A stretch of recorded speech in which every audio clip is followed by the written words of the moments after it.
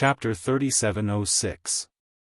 Xiao Yulu pointed at Yiqing Luo and laughed, "What I said is right. She has ulterior motives. All these are orchestrated by her." As Xiao Yulu spoke, she walked out and pointed at Yiqing Luo as she continued with a sneer, "This person appeared out of thin air and advanced step by step, all for today's plot."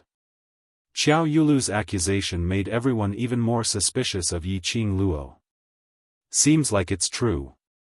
If she doesn't have a guilty conscience, why would she hide her name? Lie to us? Moreover, she obviously knows that group of people. That group of people could possibly be the force behind her. Intentionally trapping us here, what's her motive? All of us have been cheated by her. Someone asked Xiao Yinyan, eldest young master Xiao, "I'm afraid even you don't know her real identity? She hid her name and lurked beside you, so she must be trying to make a move on you. I find it strange. I've clearly never heard of this woman before, so how did she suddenly become known to everyone in Without Embroiling City?" All sorts of discussions were going on. The way they looked at Yiqing Luo. They totally treated Yiqing Luo and that group of black-robed men who descended from the sky as a group of people. At this time, these people had already experienced wave after wave of horror and then joy. Their minds had already suffered a serious blow. Listening to those discussions, Pei Xing's face turned red from anxiety. He opened his mouth and wanted to refute those people's words. But before he could open his mouth, he was suppressed by the questions that came from all directions. Yiqing Luo narrowed her eyes slightly.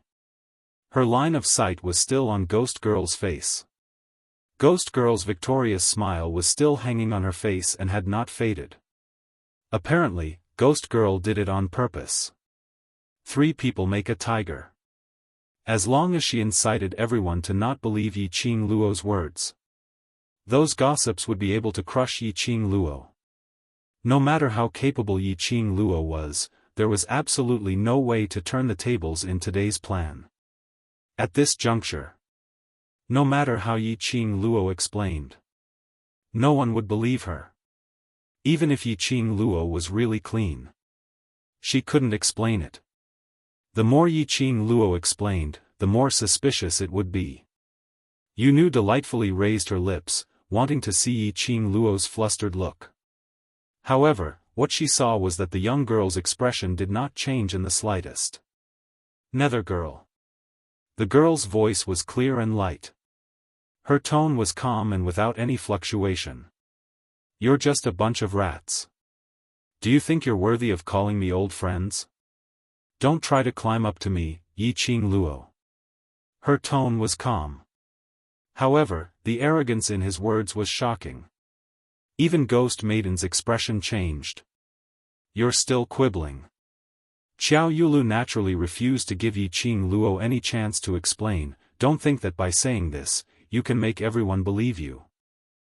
Yiqing Luo sneered as she retorted impolitely, "Do you think that everyone is like you, a fool? You." Xiao Yulu gritted her teeth. Yiqing Luo's smile gradually turned cold. Her eyes, which were like the first snow that had melted, swept past the crowd indifferently. "Whether you believe me or not, or whatever thoughts you have, I don't care. I'll only say this once, if you want to leave this place alive, don't create trouble for me." Chapter 3707. The young lady's voice was clear and calm. His voice was indifferent, and not a hint of emotion could be heard from it. But there was an indescribable feeling of pressure from the bottom of one's heart. Obviously, they were being ridiculed and insulted. But on seeing the young lady's eyes, an icy cold glint revolved. Her chilly gaze swept past everyone's line of sight. Countless anger in their hearts were suppressed. But, there was one person who was an exception. "For example, what do you mean don't give you trouble? D. Luo." "No, I should call you Yiqing Luo now. You even hide your own name, how dare you talk big?" Xiao Yulu's face flushed red, turning purple.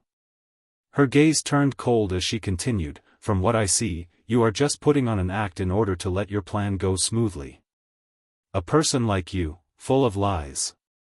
Her voice paused as she looked at Xiao Yinyan. Brother, did you see that? This is the woman you have always believed in. She had been lying to you right from the start. She is. I know. Xiao Yinyan's clear voice interrupted Xiao Yulu's words. Xiao Yulu was stunned. You know, what? I know, her name is Yiqing Luo. Xiao Yinyan's expression was calm as he replied calmly. Xiao Yulu's pupils suddenly widened. The meaning was. Yiqing Luo didn't lie to him, nor did she hide her identity. No. Impossible. That woman was a liar. Xiao Yulu was shocked. Hearing this sentence, Yiqing Luo also got a shock. What did Xiao Yinyan's words mean? Knew she was Yiqing Luo? Was it to help her out of trouble? But even if she had doubts now, it wasn't a good time to ask. Yiqing Luo only took a glance at Xiao Yulu. In her eyes. At best, Xiao Yulu was just a clown. What she was more concerned about was the reason why three nether and the dark forces came to the earth realm. The current palace of darkness should still be recuperating. But they dealt with the earth realm in such an ostentatious manner, setting up such a huge game of chess. It was really hard for her not to think too much. TSK. Yiqing Luo, you're really cruel. Yunu chuckled softly. In any case, we've fought a battle of life and death. We can be considered as people who have experienced life and death together. Do you really have the heart to treat me like this? Yiqing Luo's expression didn't change. You're mistaken, it's me who one-sidedly tortured you and it's also you who one-sidedly almost lost your life, so we can't be considered as people who have experienced life and death together. She paused, then continued, we're both women. Don't use your honey trap on me. Yunu sighed and glanced sideways at the two people beside her. That's why I said that I should have let you go from the start. This sentence of yours isn't right either. Yiqing Luo continued to be indifferent. The both of them are too ugly, using the beauty trap would only hurt the eyes. Ugly, ugly? Although the silence and coldness could not be considered as a peerless beauty. But it was definitely not ugly, right? Yuji and Yuhan's faces instantly darkened. The ghost girl covered her mouth and smiled delicately. However, her beautiful eyes were filled with an eerie coldness. She suddenly raised her hand. Her dark red nail seemed as though her hand was stained with fresh blood, which was strange and alluring. She laughed softly, since you're so against being friends with me, then. You can't blame us for disregarding our past relationship. The moment her hand straightened. Roar, a dragon's roar rang from the horizon. Chapter 3708. That white head coiled around Ghost Maiden's outstretched hand. Ghost Maiden saw the broken dragon horn on White Tooth's head. The expression on her face turned slightly cold. She raised her hand and caressed White Tooth's head. White Tooth gave a low howl, as though he was acting coquettishly. This scene made everyone understand what was going on. This monster, it wasn't the auctioneer's battle pet. It was the lady named Ghost Maiden's battle pet. Who were they? Everyone shifted their gaze towards Yiqing Luo. They were still hesitating about Yiqing Luo's relationship with those people. Everyone, don't be deceived by their tricks. Executive Elder cleared his throat, no matter what Miss Yiqing Luo's name is. But I firmly believe, and dare to use my reputation as Executive Elder to guarantee that she absolutely has no intention to harm anyone. On the contrary, the other party time and time again, trying to create public opinion to break down our trust towards Miss Yiqing Luo, but it made me believe in Miss Yiqing Luo even more. Executive Elder had been the closest to Yiqing Luo. The both of them could hear Yiqing Luo's conversation with the people beside her. From Yiqing Luo's performance from the start. And the conversation with Xiao Yinyan and the rest. Adding on to the fact that when the monster attacked everyone earlier, she blocked it and summoned the green dragon to suppress that monster. Whether a person was innocent.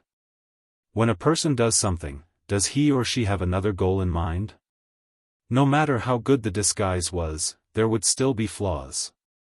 Executive Elder believed that Yiqing Luo and the other party were absolutely not accomplices. Executive Elder's words made everyone's wavering heart start to float again. Xiao Yulu was so angry that she almost bit her teeth off. Why did someone always stand on that slut's side? She was obviously Without Embroiling City's mysterious maiden. She was the one with the most distinguished status. A bunch of ignorant people. Xiao Yulu clenched her fists tightly, the back of her slender hands were covered with green veins. Her bloodshot eyes were filled with jealousy as she looked towards the direction of Ghost Maiden and the rest. In her heart, a decision was slowly formed. Perhaps she felt Xiao Yulu's gaze. That Ghost Maiden who was caressing her white teeth curled her lips as she laughed sinisterly. On the account that everyone wants to leave the auction, I shall give everyone a chance to leave.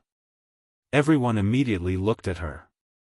Netherworld Girl curled her lips and spoke in a gentle voice that was filled with bewitchment. Join our Palace of Darkness. As long as you leave your current forces and join the Palace of Darkness, you will be able to leave the auction. Serene Girl's words caused the crowd's expression to freeze. Yiqing Luo's eyes dimmed as her slender brows creased tightly as she looked at Spectral Girl. She was trying to poach him? Was there anyone who would poach someone so openly?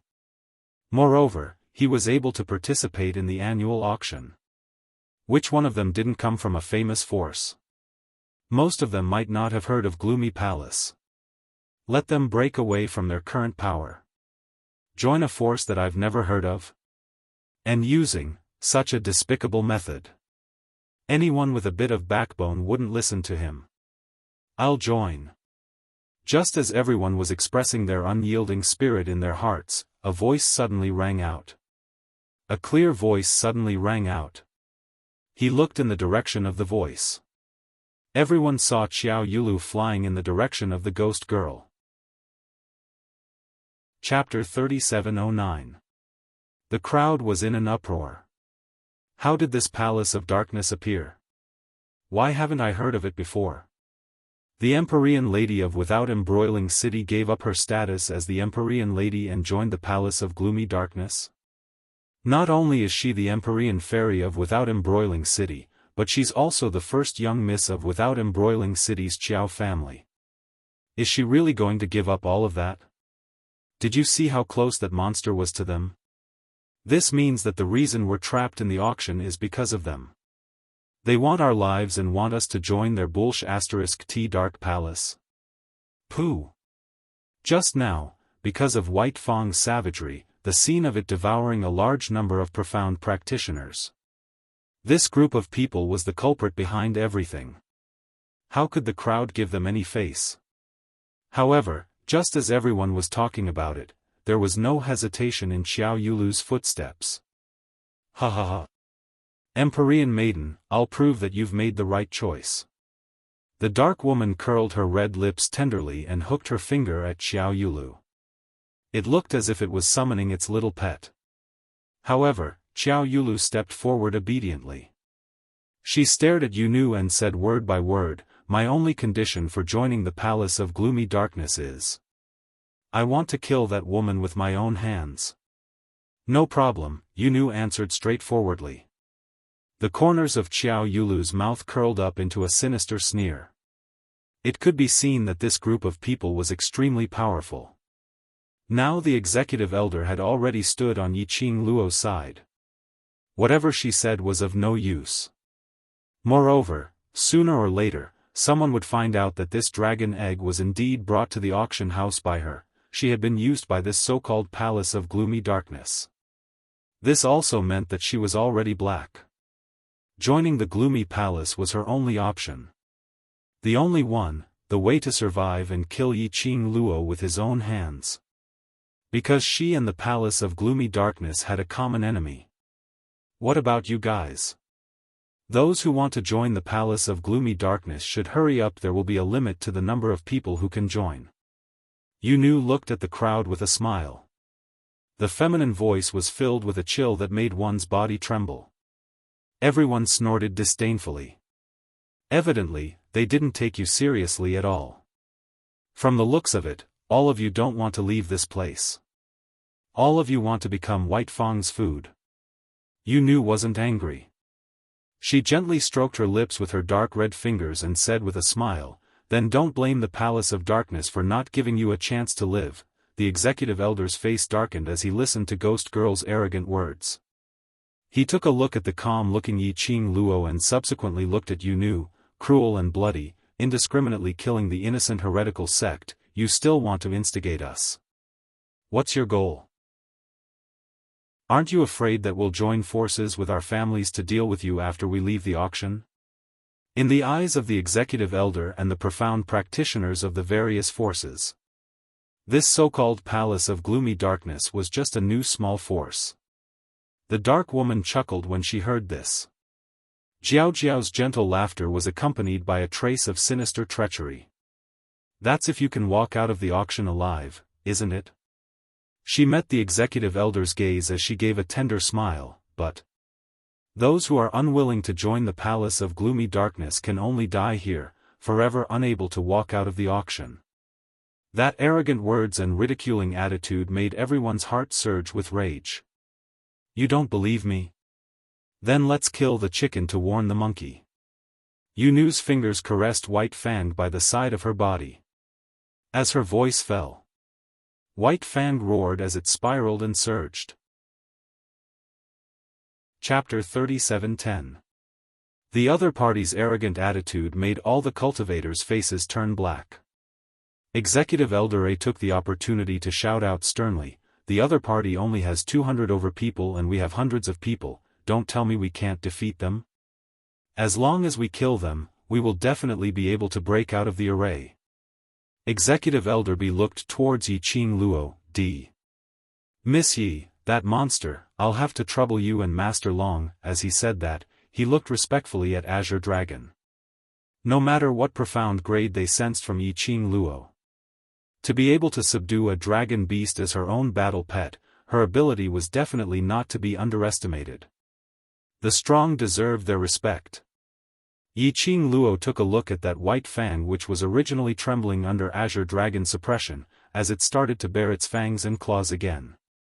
She pursed her lips and said, "That monster, Azure Dragon, and I can settle it, but those black-robed men, don't belittle them.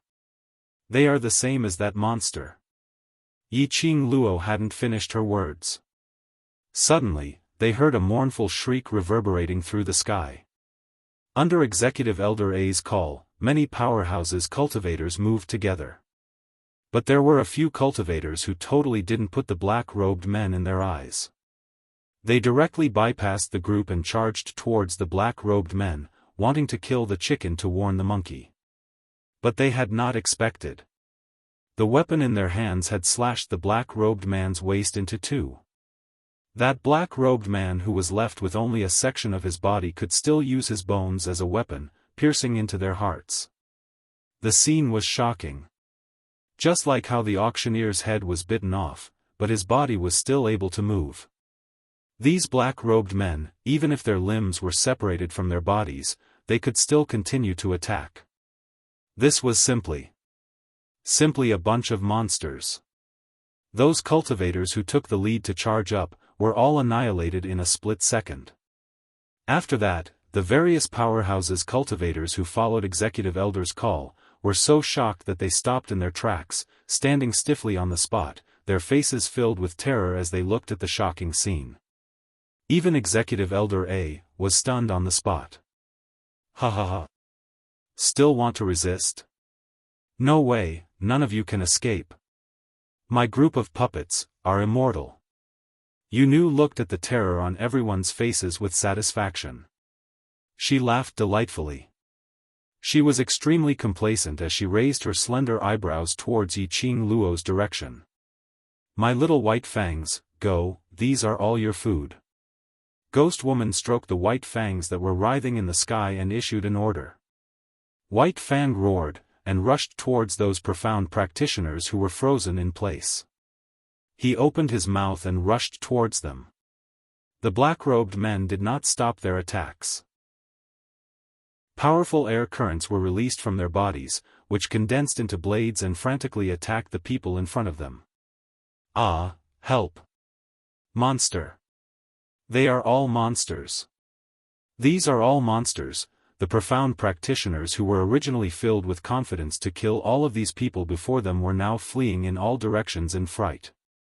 However, their speed simply couldn't compare to White Fang and the black-robed men. Those who don't can only die. If you want to live, join the Palace of Gloomy Darkness. Ghost Girl's light and spirited laughter bewitched all the profound practitioners present. We can also modify all of you to become like these puppets of mine.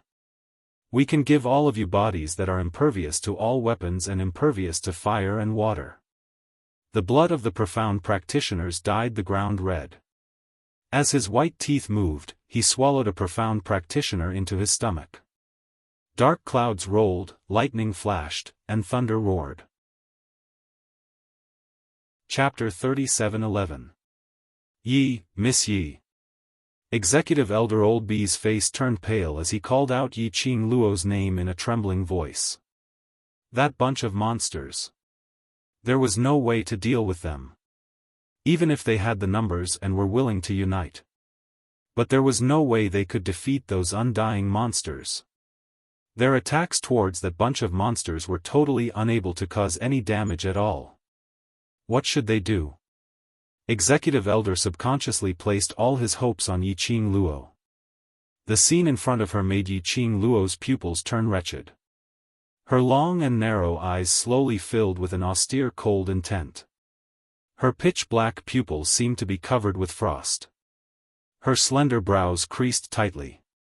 She had not expected Yu Nu to make a move just like that. Moreover, it was done in such a straightforward manner, totally not giving these people any chance to hesitate at all. From the looks of it, they really intended to capture all the various powerhouses elites from the various main cities in the Earth domain in one fell swoop. If this carried on, it was merely the time for half an incense stick to burn. The people here would be forced to death by this atmosphere first. Yi Qing Luo's eyes narrowed as a burst of fiery profound energy shot out from her fingertips. Just as the profound energy charged into mid-air. In an instant, like a volcano eruption, it exploded with a loud bang. Immediately following that, the sky was filled with fire clouds as intense chi waves circulated in the air, blocking the surging white fangs and black-robed men. Yu Nu's brows rose. Seeing Yi Qing Luo making a move, her feminine lips curled upwards as she laughed. Yi Qing Luo, do you think you can stop me? Following her ending words, Yu Nu raised her hand as her palm landed on Xiao Yulu's shoulder. Xiao Yulu cried out miserably as she spat out a large mouthful of blood. Immediately following that, boundless Yin Qi entered Xiao Yulu's body. Xiao Yulu's body kept twisting and struggling under the black qi as she cried out miserably in pain. Immediately following that, when Xiao Yulu absorbed all the Yin Qi into her body, Yu Nu's palm pushed Xiao Yulu towards Yi Qing Luo's direction. Since you want to join Secluded Palace, then show your sincerity. Xiao Yulu's body was like an arrow that had left the bow as it shot towards Yi Qing Luo. Right in front of him was a violent surge of profound energy mixed with a yin energy that caused one's entire body to tremble. Yi Qing Luo commanded Azure Dragon to stop White Fang's fake dragon from continuing to devour humans. Then, he faced Xiao Yulu's attack and directly counterattacked. The two forces collided. An explosive sound suddenly erupted in the air. In all directions, the air waves of profound strength were set off, like rolling waves. The surging air waves were like sharp blades, cutting across the skin on his face. Yi Qing Luo's expression was calm as she fiercely passed through the surging qi waves. As his profound energy surged, the gourd flame fan in his hands had already shot out a strong profound energy. Oh! Xiao Yulu was hit in the chest by the wind blade. She let out a muffled groan as her body flew backward. Yiqing Luo closed her glower flame fan as her gaze swept towards the direction of Azure Dragon. Under Azure Dragon's attack, White Fang was no longer as ostentatious as before. His entire body was cut into pieces by the Azure Dragon's sharp claws. White Fang, on the other hand, seemed to know no exhaustion and continued to tangle with the Azure Dragon without hesitation. It seemed like the Azure Dragon had the upper hand. But, somehow, something felt amiss. Yiqing Luo's brows creased into a bundle as she stared deadly at the Azure Dragon. She was about to head towards the Azure Dragon's side to settle White Fang first. But she was blocked by a gust of strong wind. Di Luo, no, Yiqing Luo. Chapter 37:12. Motherf *********. Yiqing Luo's heart was about to explode. Wasn't this girl annoying? Yiqing Luo took a step back to avoid Xiao Yulu's attack. Xiao Yulu, you've been used by them once or twice, haven't you learnt your lesson? Do you really think that you'll be able to survive after they've wiped out all the profound practitioners from the various powers? I don't know if you can survive or not, but, what I can confirm is that, you will definitely die. Xiao Yulu pressed on. On that beautiful face, her eyelashes cast a black arc under her eyes. Wisps of black aura, like ink, spread out in her eyes. It made her look extremely gloomy. This was the sign of Yin Qi entering the body. Yiqing Luo frowned. This Xiao Yulu's hatred towards her was a little scary. In order to kill her, she didn't hesitate to abandon her identity as mysterious maiden and chose to join the secluded palace, willingly to be used by others. Yiqing Luo really didn't understand which class this thinking was for. Anyway, she felt that Xiao Yulu could no longer be described with the words silly or stupid. Otherwise, it would be an insult to these words. Yiqing Luo was entangled by Xiao Yulu. The black-robed man's attack didn't stop. Xiao Yinyan looked at the horizon, at the two figures fighting.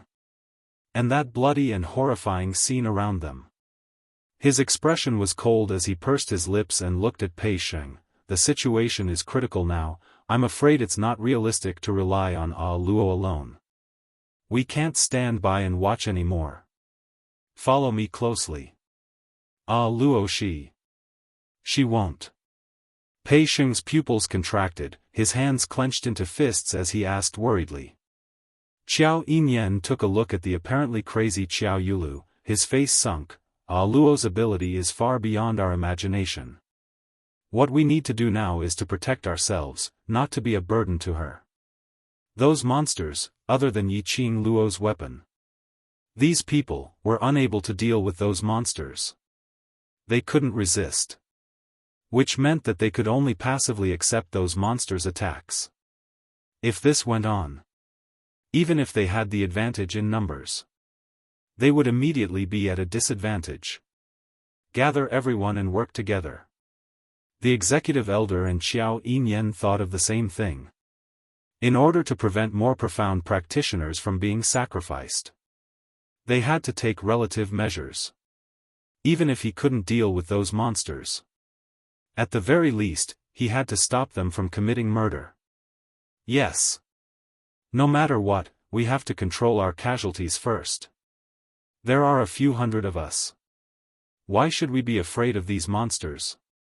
We are elites from the various major cities and major factions. I can't die here. We can't let these monsters achieve their goal. Everyone's eyes were burning with passion. One by one, they released their dark force, fighting with their lives to suppress the other party. The dazzling dark force was extremely eye-catching in the midst of Yin Qi. The surging waves of dark force enveloped the entire auction. With order, delaying the monsters. The rate of casualties had indeed slowed down a lot. Both sides refused to back down and continued to resist the monsters' attacks. The dark force that filled the sky intertwined with the cause field. Under the saber light and sword shadow, the imposing manner was majestic like a rainbow. After Yiqing Luo and Xiao Yulu crossed hands for more than 10 rounds, her expression sunk as she took a few steps back. He didn't know if it was an illusion. Xiao Yulu's current state was that the more she fought, the braver she became. As though she didn't know pain and exhaustion. The current Xiao Yulu should still be in a human body and had not gone through the transformation of a corpse puppet. Chapter 37:13. She originally wanted to settle Xiao Yulu quickly. Then to help Azure Dragon settle that white-tooth monster. The array that was set up around the auction. Yiqing Luo could clearly feel the dense yin qi coming from all directions. If they stayed in this array for a period of time, it would have a huge impact on them. There was a possibility that it might even weaken their powers, causing the yin qi to enter their bodies. In Nirvana Realm's Nether Palace's territory, when Yiqing Luo was sealed in the palace by the mastermind, her body was almost corroded by the Nether Palace's yin qi. If her willpower was weak, there was a possibility that she would become Nether Palace's puppet, controlled by them. What was even more unfortunate was that her body and mind were swallowed by the yin qi directly. Like Xiao Yulu. Obviously after the yin qi entered her body, she had lost her own rationality. But Xiao Yulu's attacks were getting fiercer and fiercer as she fought. It really made Yiqing Luo shocked. Somehow, she seemed to have forgotten something.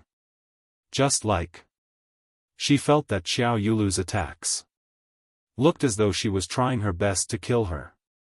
But Yiqing Luo had an ominous premonition in her heart. As though Nether Palace had specially made use of Xiao Yulu to delay her time. Wait a minute. Delay time? Yiqing Luo's pupils suddenly widened. The expression on her face congealed. Her deep and enchanting eyes looked in the direction of the Azure Dragon in shock. Azure Dragon. Her throat was only able to spit out 2 words. But the scene in front of her silenced all her voices. Black qi filled the air, as though a thick fog had dyed the sky. That imitation white dragon monster, under Azure Dragon's tearing, its huge dragon body had already broken into pieces. But White Fang, who was supporting his broken body, emitted a dense black aura, mixed with the rolling dark clouds and lightning. Layers and layers of it entangled Azure Dragon. White Tooth's injuries were more serious. The surrounding black qi became thicker and deeper. It could be said, the Azure Dragon was completely bound by this mass of black qi. This was White Tooth's motive. Yiqing Luo finally understood. Earlier when Azure Dragon obviously had the upper hand, why was her heart beating so fast? At the time, she did not realize this. Damn it! How dare they plot against Azure Dragon? Yiqing Luo's charming eyes were filled with a chilly killing intent. Powerful and thick profound energy surged out from his body. Her fingertips twitched. The devouring flame fan in his hand unleashed a powerful pressure. It kicked up a huge hurricane and headed straight for the Azure Dragon. Yiqing Luo. Xiao Yulu gave a cold harumph, as she once again entangled Yiqing Luo crazily. Yiqing Luo's entire mind was occupied by the green dragon. Without any hesitation, she waved her palm and shot out a stream of profound qi. The surrounding air waves surged and twisted. It formed an invisible wave that forced Xiao Yulu back. Yiqing Luo leapt up and charged towards the green dragon. Don't come any closer. The Azure Dragon's hoarse voice rang out in his mind. His voice was filled with suppressed pain. How could it not be painful? The Azure Dragon was the leader of the 4 great sacred beasts, a righteous sacred beast. He had just woken up not long ago, and because he had formed a blood contract with her, his strength had yet to recover. Furthermore, he was suppressed by the realm and the contract, while he was being entangled by White Tooth's evil qi. It was as if its soul and psychic power were being entangled by the evil energy. Father. Shiju couldn't sit still in the pet space. Chapter 37:14. Yiqing Luo knitted her brows tightly. She understood Azure Dragon's meaning. White Fang was specially used by Nether Palace to plot against Azure Dragon. It was intentionally used to bait her. If she went over rashly, that would be in line with Nether Palace's intentions. But to just leave Azure Dragon like that, how could she possibly do it? Yiqing Luo, do you despise me so much? How dare you be distracted? She heard Xiao Yulu's haunting voice ringing in her ears. Mixed with it was an attack filled with murderous intent. Yiqing Luo was feeling frustrated. Anger surged in her heart. There was also a vicious killing intent spreading in his chest. She frowned as her fingertips flipped. The glower flame fan in her hands opened up, drawing a biting cold wind blade arc, clashing against Xiao Yulu's attack. She pursed her lips, as her eyes gradually turned red. Bam bam bam. A deafening explosion resounded. As the profound energy clashed, the surrounding buildings were all blasted into pieces, as rubble flew everywhere. Xiao Yulu was struck right in the middle, as she flew backwards. Her soft body crashed heavily onto a building. Blood spurted out from her mouth. Xiao Yulu cried out miserably, as she fell onto the ground. Her internal organs seemed as though they were about to gush out from her mouth. This scene made Yiqing Luo subconsciously raised her hand and pressed against her own chest. The redness under her eyes deepened. She knew that this was the sign of evil qi entering the body. This evil qi was interfering with her emotions. The more easily angered, the more frustrated she was. The more evil qi could seep into one's heart. Yiqing Luo's eyes darkened, as she took a deep breath, suppressing the various emotions in her heart. Her figure flashed, as she speedily headed towards Azure Dragon's direction. Profound energy burst forth, as the glower flame fan on her fingertips was also burning with raging flames. The alluring red glow instantly covered that patch of black qi which was emitted from the white fang. Black and red intertwined. Like the black smoke, as cold blood seeped out. Azure Dragon didn't expect Yiqing Luo to rush over. An indescribable feeling arose in its heart. Yiqing Luo's eyes darkened, as her long and narrow eyes outlined a seductive cold arc, appearing extremely evil. Her black hair fluttered in the wind, and her red clothes fluttered. The profound energy in her entire body surged even more violently. His entire person was like a blood-colored firework, blooming bit by bit. Since you have signed a contract with me, you are my companion. How can I just watch my comrade fight alone? The girl's sonorous voice was firm and without the slightest hesitation. Then, the dazzling dark light around the young girl suddenly blossomed with a whoosh. In an instant, the Azure Dragon and White Fang were completely covered. Roar, White Fang roared in pain. Under the pain, his broken body kept twitching and twisting. Even the dense black aura was devoured by the waves of raging flames. This scene caused the expression of Sanyu, who was originally watching by the side, to darken. Yu frowned. White Fang was in the first batch of battle pets. Her weapon shouldn't have been able to kill White Fang. She can even purify White Fang's eviline qi. Yunu's eyes widened in shock. Yuhan hugged Yunu's slender waist tightly, as her expression was icy cold. This is different from the results of the investigation. We must start from her weapon. Wait. Yunu suddenly covered her mouth, as she cried out in shock, look at her weapon. Yuji and Yuhan immediately looked towards the direction of the voice. They saw the sky full of black fog, and under the red glow. Chapter 37:15. A flickering light aura flashed on the glowing flame fan. The surging profound energy lingered on the gourd flame fan. It caused her figure that was red like the blazing sun to seem like a pure and elegant poppy. Countless wind blades circled around the girl's body in a frenzy. Her weapon evolved. An evolvable artifact? Triple Nether exclaimed in astonishment. They had not expected that the glower flame fan in Yiqing Luo's hands could actually evolve at this juncture. The evolution of the weapon was equivalent to the evolution of the whole body.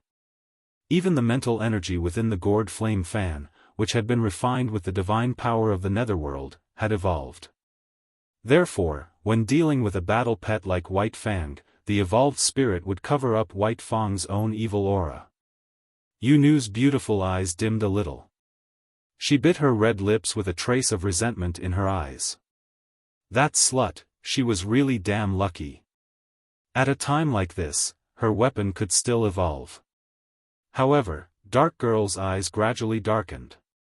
A faint black aura leaked out from between his brows. So what if it evolved? Today, they had made all the necessary preparations. He would definitely get rid of that slut here. On the other side, Yiqing Luo had also sensed the surging energy from the glower flame fan. She quickly dispersed the black fog that enveloped the azure dragon and slashed a wind blade at White Fang. White Fang roared and tried to break free. But Yiqing Luo's attacks were swift and fierce. White Fang was cut in half at the waist. After the dragon's head was separated from its body, it fell limply to the ground. The two parts of its huge body kept wriggling. However, he was unable to reconnect the two halves of his body.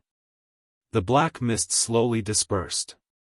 The azure dragon's slightly tired head was revealed. Yiqing Luo looked towards Xiao Yulu's direction. Xiao Yulu was lying on the spot where she had fallen, her body arched as if she was in so much pain that she couldn't stand up.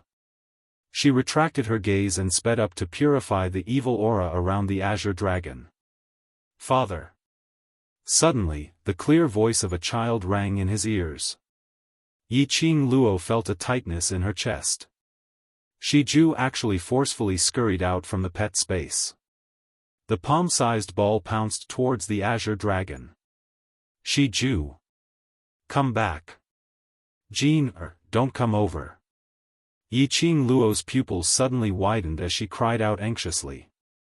The azure dragon's voice rang out. But, it was too late for Yiqing Luo to stop him. Thick black fog covered Shiju's body in a split second.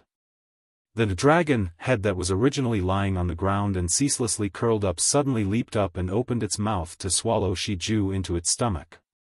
Shiju! Yiqing Luo's hand caught empty air. With a backhand punch, she heavily smashed White Fang's head. White Fang's head smashed onto the ground and bounced a few times. Spit out Shiju!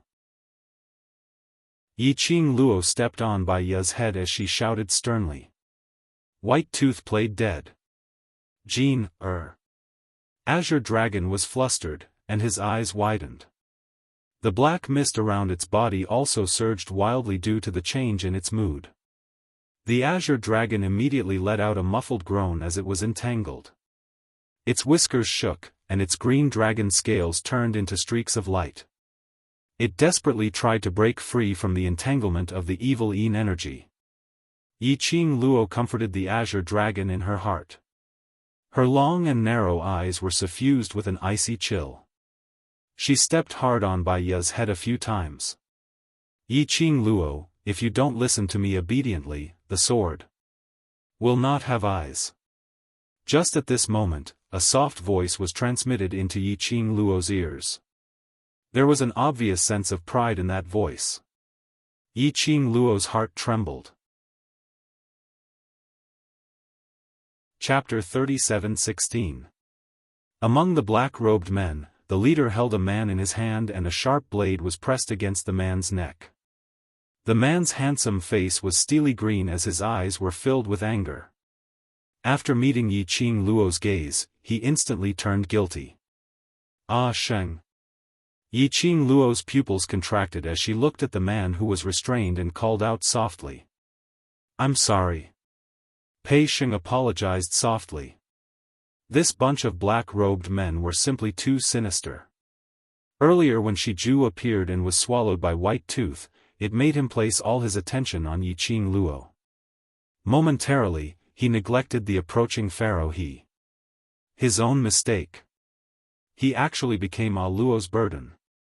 Pei Sheng did not feel good in his heart. Pharaoh he chose him as a tool to threaten Luo. It was because he was too weak.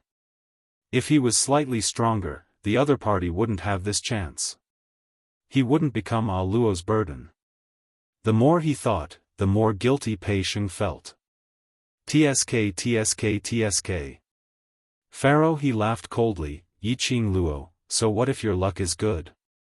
Your only shortcoming is that you're too soft-hearted. I want to see if your life is more important or your little brother's life is more important. As Pharaoh he said that, he held Pei Sheng's neck tightly. His face was filled with a complacent smile. Pei Sheng's features contorted in pain as he tried to struggle but was trapped even tighter. Yiqing Luo's eyes darkened. Her slender fingers clenched into a fist as her brows overflowed with a chilly intent. Despicable. Pharaoh actually used Pei Sheng to threaten her. Don't bother about me. Luo, don't bother. Pei Sheng screamed. Suddenly, Pharaoh he's blade grazed Pei Sheng's neck.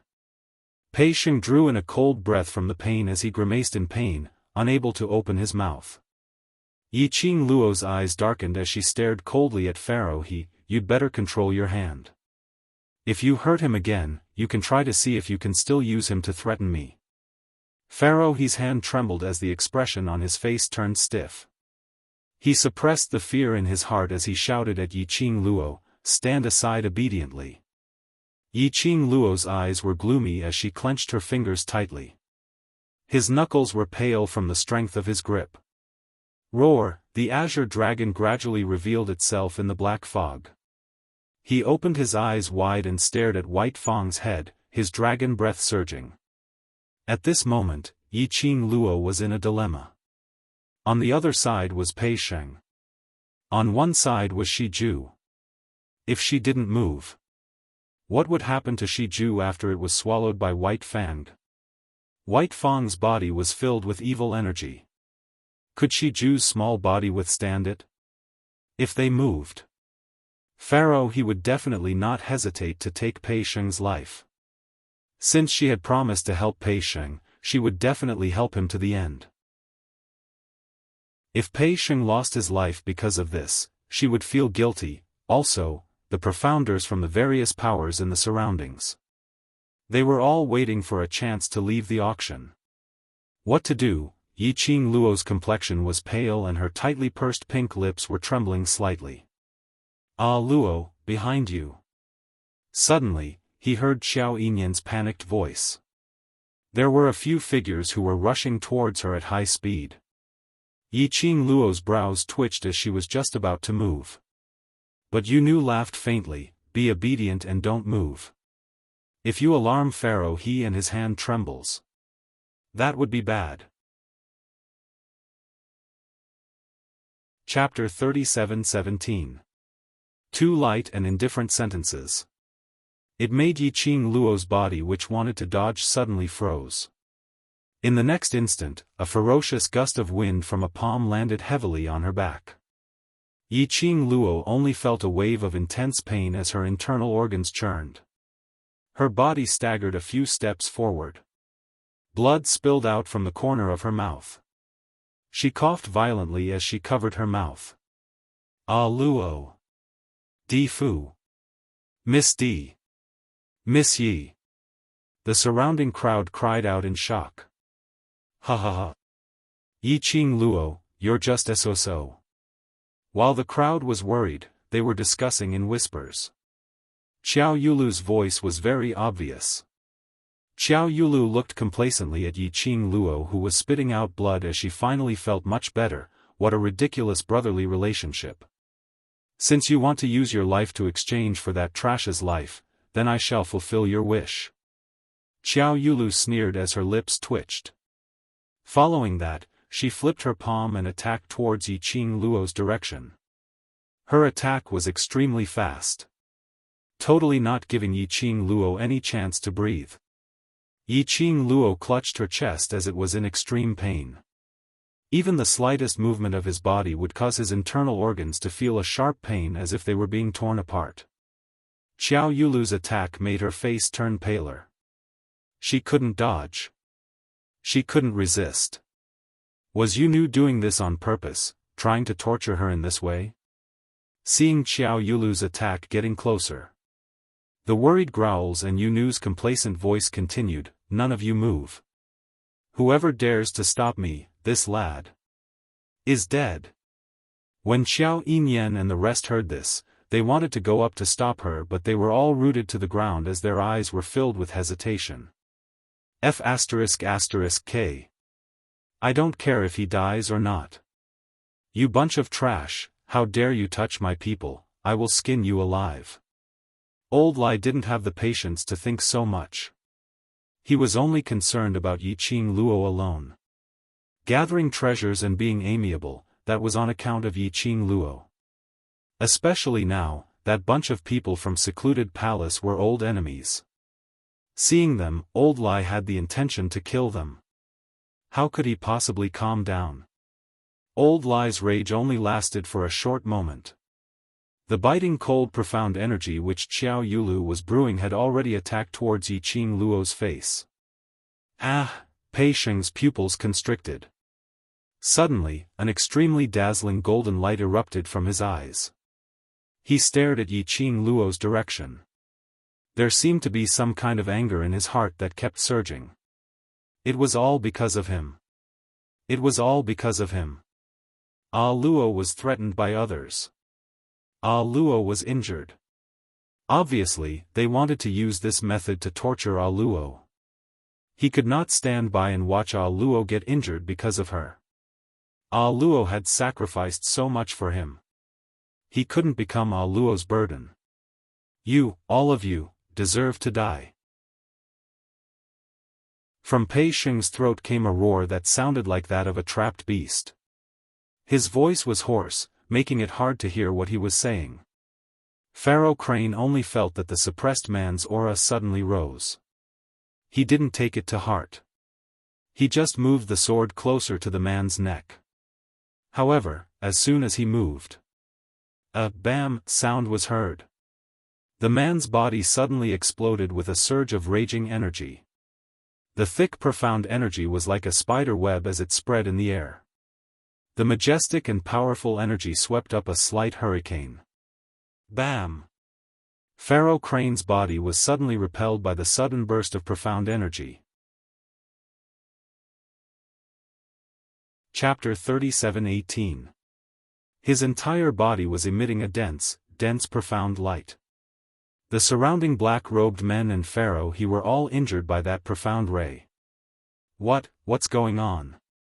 Pharaoh he's body was sent flying, and with a somersault in mid-air, he crashed onto a building. He clutched his chest as he spat out a mouthful of blood. Wasn't that lad without the strength to even truss a chicken? How did he suddenly become so powerful? It was really uncanny. The commotion over here made Three Nether's expression turn extremely cold and solemn. Ghost Girl's reaction was extremely fast. The moment she sensed the change in Pei Sheng's aura, her cold and gloomy eyes were filled with an eerie chill. Following that, she was like an arrow leaving the bow as she charged towards Yiqing Luo's direction. And on Yiqing Luo's side, indeed. At the moment when Pei Sheng resisted, Yiqing Luo swiftly flipped her hand as she clasped her wrist, which was attacking towards her face. Tightly, her 5 fingers clenched tightly. A "kacha" sound was heard. Xiao Yulu's wrist broke in response. Yiqing Luo's speed was extremely fast. It was almost in a blink of an eye. After Pei Sheng broke free from the restraint, her entire body started to revolve a majestic profound energy which contained an earth-shattering energy, stirring up the surrounding air as layers of clear and crystalline chi waves appeared, swiftly counterattacking towards Xiao Yulu. Xiao Yulu's face turned pale as black chi filled the space between her brows. as though her entire face was shrouded in black qi. It made her face, which was as beautiful as a flower and as beautiful as jade, look sinister and treacherous. Yiqing Luo's counterattack made Xiao Yulu's complacent expression freeze on her face.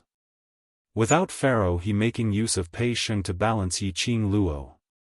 She was totally not Yiqing Luo's opponent, who was in a rage. Suddenly, Xiao Yulu's eyes flashed as she saw a certain spot. Her pupils, which were filled with black qi, suddenly surged with waves after waves of turbulent evil qi. Yiqing Luo's long and narrow eyes suddenly grew longer, as though she had reacted to something. She swiftly turned sideways. But no matter how fast her reaction was, she was still a step too late. That sinister sneer on Ghost Girl's face was already nearing. At the instant when she turned sideways, Xiao Yulu also received Yunu's signal and raised her hand to attack Yiqing Luo. One at the front and one at the back, the two sides attacked from both sides. Yiqing Luo had nowhere to hide. Yunu's red lips curled into a perfect arc as she gave a tender smile. Yiqing Luo, you're still defeated in my hands after all. Her voice was soft and gentle. However, his attacks were so swift and fierce that it caused people's hearts to tremble. An earth-shattering momentum exploded in the air. Yiqing Luo only felt a bone-piercing chill rising from her spine. Her mind worked quickly. It was too late for him to use his footwork to escape. All she could do was, he dodged one attack and endured the other. If she had to choose, she would definitely choose to avoid Yunu's attack. However, she had just been hit by Xiao Yulu's palm wind, and her internal organs were still in a damaged state. If he took another palm strike, I'm afraid her 5 viscera and 6 bowels would rupture. Both of them were as fast as lightning. Totally not giving Yiqing Luo any time to think. Yiqing Luo's pupils contracted slightly. She pursed her lips tightly and could only choose the most beneficial method for herself. Old man Tsang, protect my heart. Yiqing Luo said this in her heart. Her body had already swiftly turned towards Yunu, meeting against Yunu's attack. Yiqing Luo's back was exposed in front of Xiao Yulu. Xiao Yulu's eyes flashed past a gloomy smile. But just as Xiao Yulu used all her strength to take Yiqing Luo's life, suddenly, a gust of gloomy cold wind fluttered and enveloped her palm. Chapter 37:19. No. It wasn't just a surge of energy. Xiao Yulu sensed in horror that when the cold wind blew over, and a majestic and vigorous energy was rapidly approaching. Violent howling. Xiao Yulu could even see the entrance to hell opening up towards her. No. She didn't want to die. Xiao Yulu was terrified. She wanted to retract her hands, which had already attacked. However, the coldness seemed to have frozen her hands and body, making her unable to move at all. At this moment, Xiao Yulu finally understood. Earlier, Yiqing Luo knew that danger was approaching. But she could only stand on the spot, passively waiting for the pain to descend. The only difference was Yiqing Luo was being coerced, standing there to suffer without any resistance. Whereas she wanted to hide, but had no strength to hide. A miserable shriek came out from Xiao Yulu's mouth. Xiao Yulu's body suddenly flew backwards, crashing heavily onto the ground. She could even hear the sound of her bones breaking when her body crashed onto the ground. Xiao Yulu's entire face was twisted. Her wide-opened eyes were filled with unconcealable fear. Xiao Yulu was overwhelmed with shock. But someone's heart skipped a beat, as various emotions of sweetness and astonishment spread in her heart. After asking Old Man Tsang to protect her heart meridians, Yiqing Luo originally wanted to forcefully receive Xiao Yulu's attack. However, at the most critical moment, she only felt her waist suddenly tightened. Tightly. A strong and powerful force, tightly hugged her waist. Both her feet were in the air, as she was brought into a warm embrace. The elegant sandalwood fragrance seeped into her nostrils. It instantly soothed the restlessness and uneasiness in her heart. Yiqing Luo's heart was instantly lifted. Even her charming eyes were slightly opened in disbelief. It's you." She heard Ghost Girl's panicked voice. Following that was the sound of Ghost Girl escaping in the direction of the other two nethers. Yiqing Luo was buried in that person's embrace, so she couldn't see the situation. But she could clearly hear the sound of the air ripple in the air. The sound of Ghost Girl escaping had just started, when it suddenly stopped. As though she was intercepted in the middle. Indeed, at the next instance, Yiqing Luo heard a painful moan. Yiqing Luo snuggled into that man's arms as she popped out her little head. Ghost Girl was suspended in the air, kicking her legs repeatedly. Her body and neck were tightly bound by an invisible force. Yunu's face turned pale as she opened her mouth and eyes wide, desperately looking towards Yiqing Luo's direction, hoping to plead for leniency. Meanwhile, a ray of purple profound light shot out from Dark Girl's neck. As the purple light circulated, it enveloped the azure dragon. In an instant, the black fog around the azure dragon dissipated. Then, the purple profound light shot towards the half of the head that had swallowed Shiju. Purple light flashed. Shiju's small body was faintly discernible. After the azure dragon broke free, it immediately rushed towards White Fang's severed head. The dragon eyes nervously stared at the faintly discernible Shiju. Roar, Shiju's small voice sounded normal and didn't seem to be injured. Yiqing Luo's suspenseful heart was finally suppressed. Her long, curly eyelashes fluttered. Her fingers, which were pressed on the chest of the person who was hugging her, unconsciously curled up. That person's chest was boiling hot and the rhythmic feeling of his heartbeat was like a drum, beating heavily on her palm. Chapter 37:20. Between her brows, there was a burning sense of warmth and tenderness. She seemed to be confirming something, but also seemed to be in a dream. Cautiously, he raised his eyes and looked at that person's face, under the sky full of flying sand and blood. The man's peerlessly handsome face was still as outstanding as ever. His purple robe billowed, his black hair scattered on his shoulders. The dancing hurricane floated his black hair. The handsome face that could almost captivate one's soul was reflected in the young girl's pupils at close range. The man's eyes were filled with a smile. His peach blossom eyes were full of pampering for the young girl. Their eyes met. As if even the air was seeping with sweetness. Yiqing Luo's pupils, under the man's pampering gaze, dilated little by little. Her eyelashes were gradually stained with moisture. Her beautiful face was like a peach blossom in March, floating on a cloud. Ah Xian. The young girl's soft voice was choked with emotion. Her arms tightly wrapped around the man's neck. Smelling the man's scent. Feeling the man's warmth. As if this was the only way to confirm that he had really appeared in front of her. Not in the spiritual state. Not an illusion. But the real him.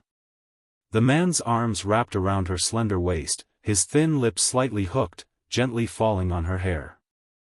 A low and magnetic voice came out of his mouth, "Yes, it's me." Ah Xian.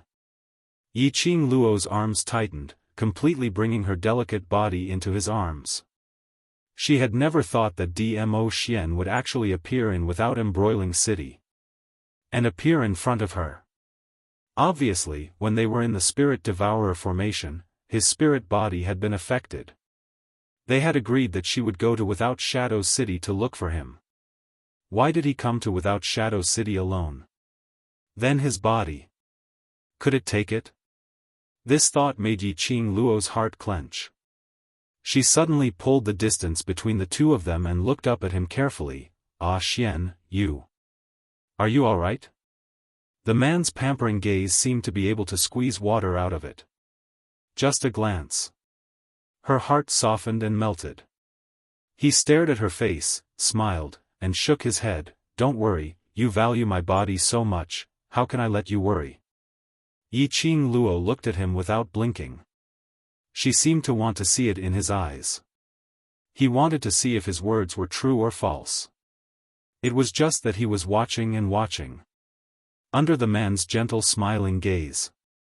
That soft spot in Yiqing Luo's heart felt as though it had been hit hard by something. Tears welled up in the corner of her eyes. Don't cry. His voice was gentle, and he sounded a little panicked. His broad and warm fingers covered the corners of her eyes. His slender fingers wiped away the tears at the corner of her eyes. He comforted her in a low voice, I'm really fine. Don't cry.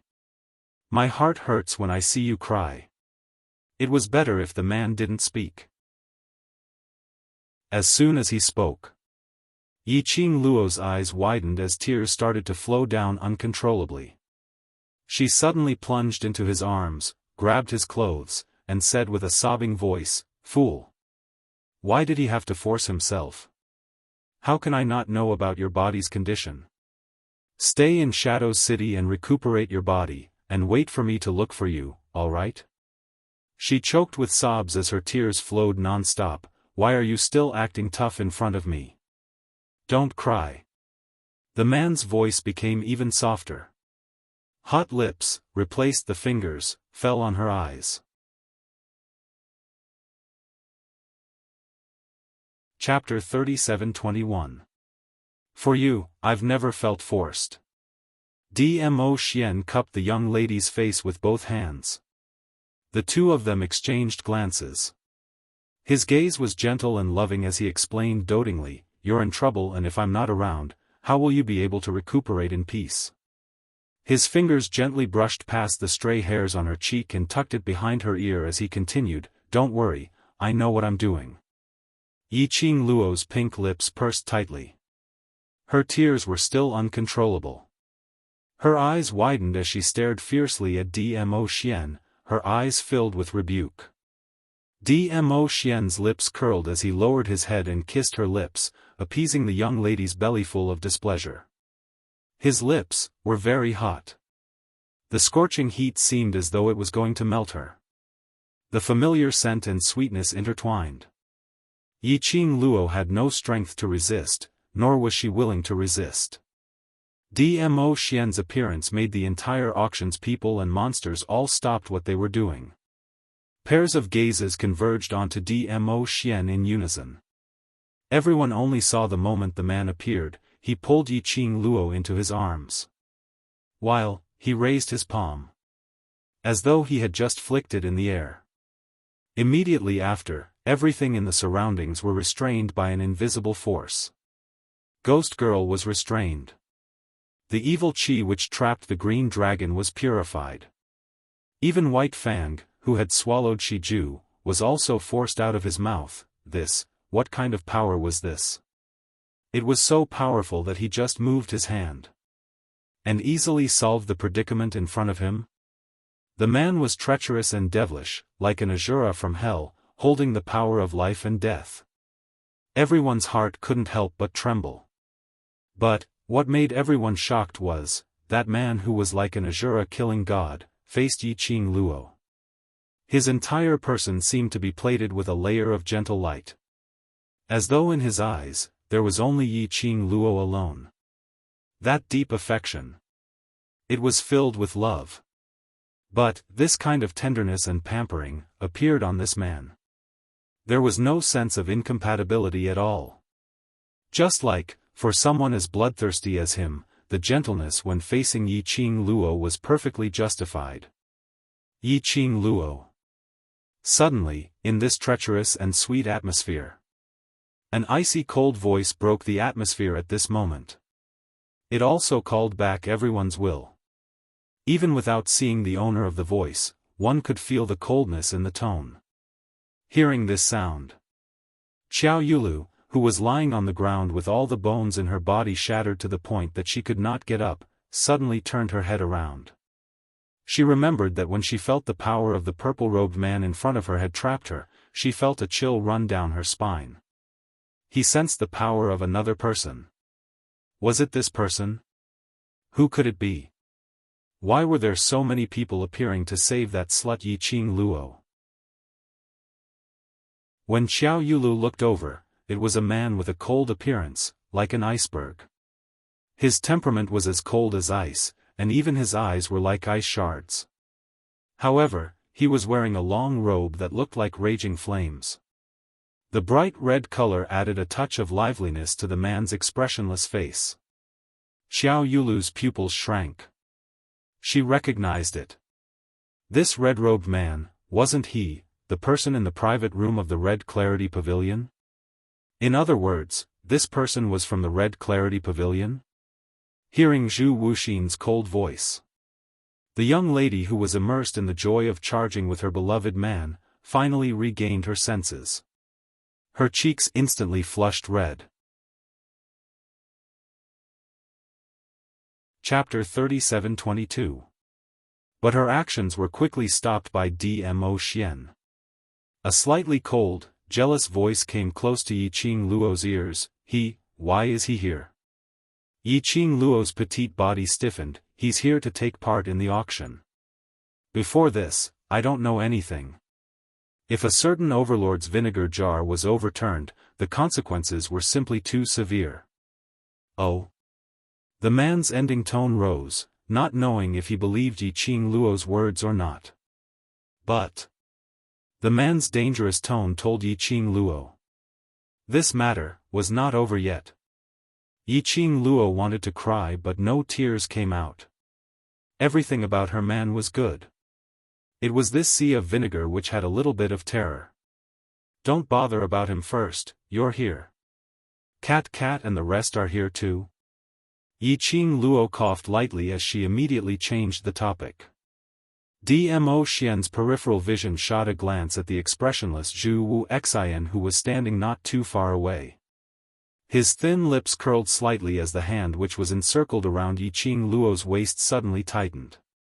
His tall figure moved slightly, blocking in front of Yiqing Luo, blocking Zhu Wuxian's vision.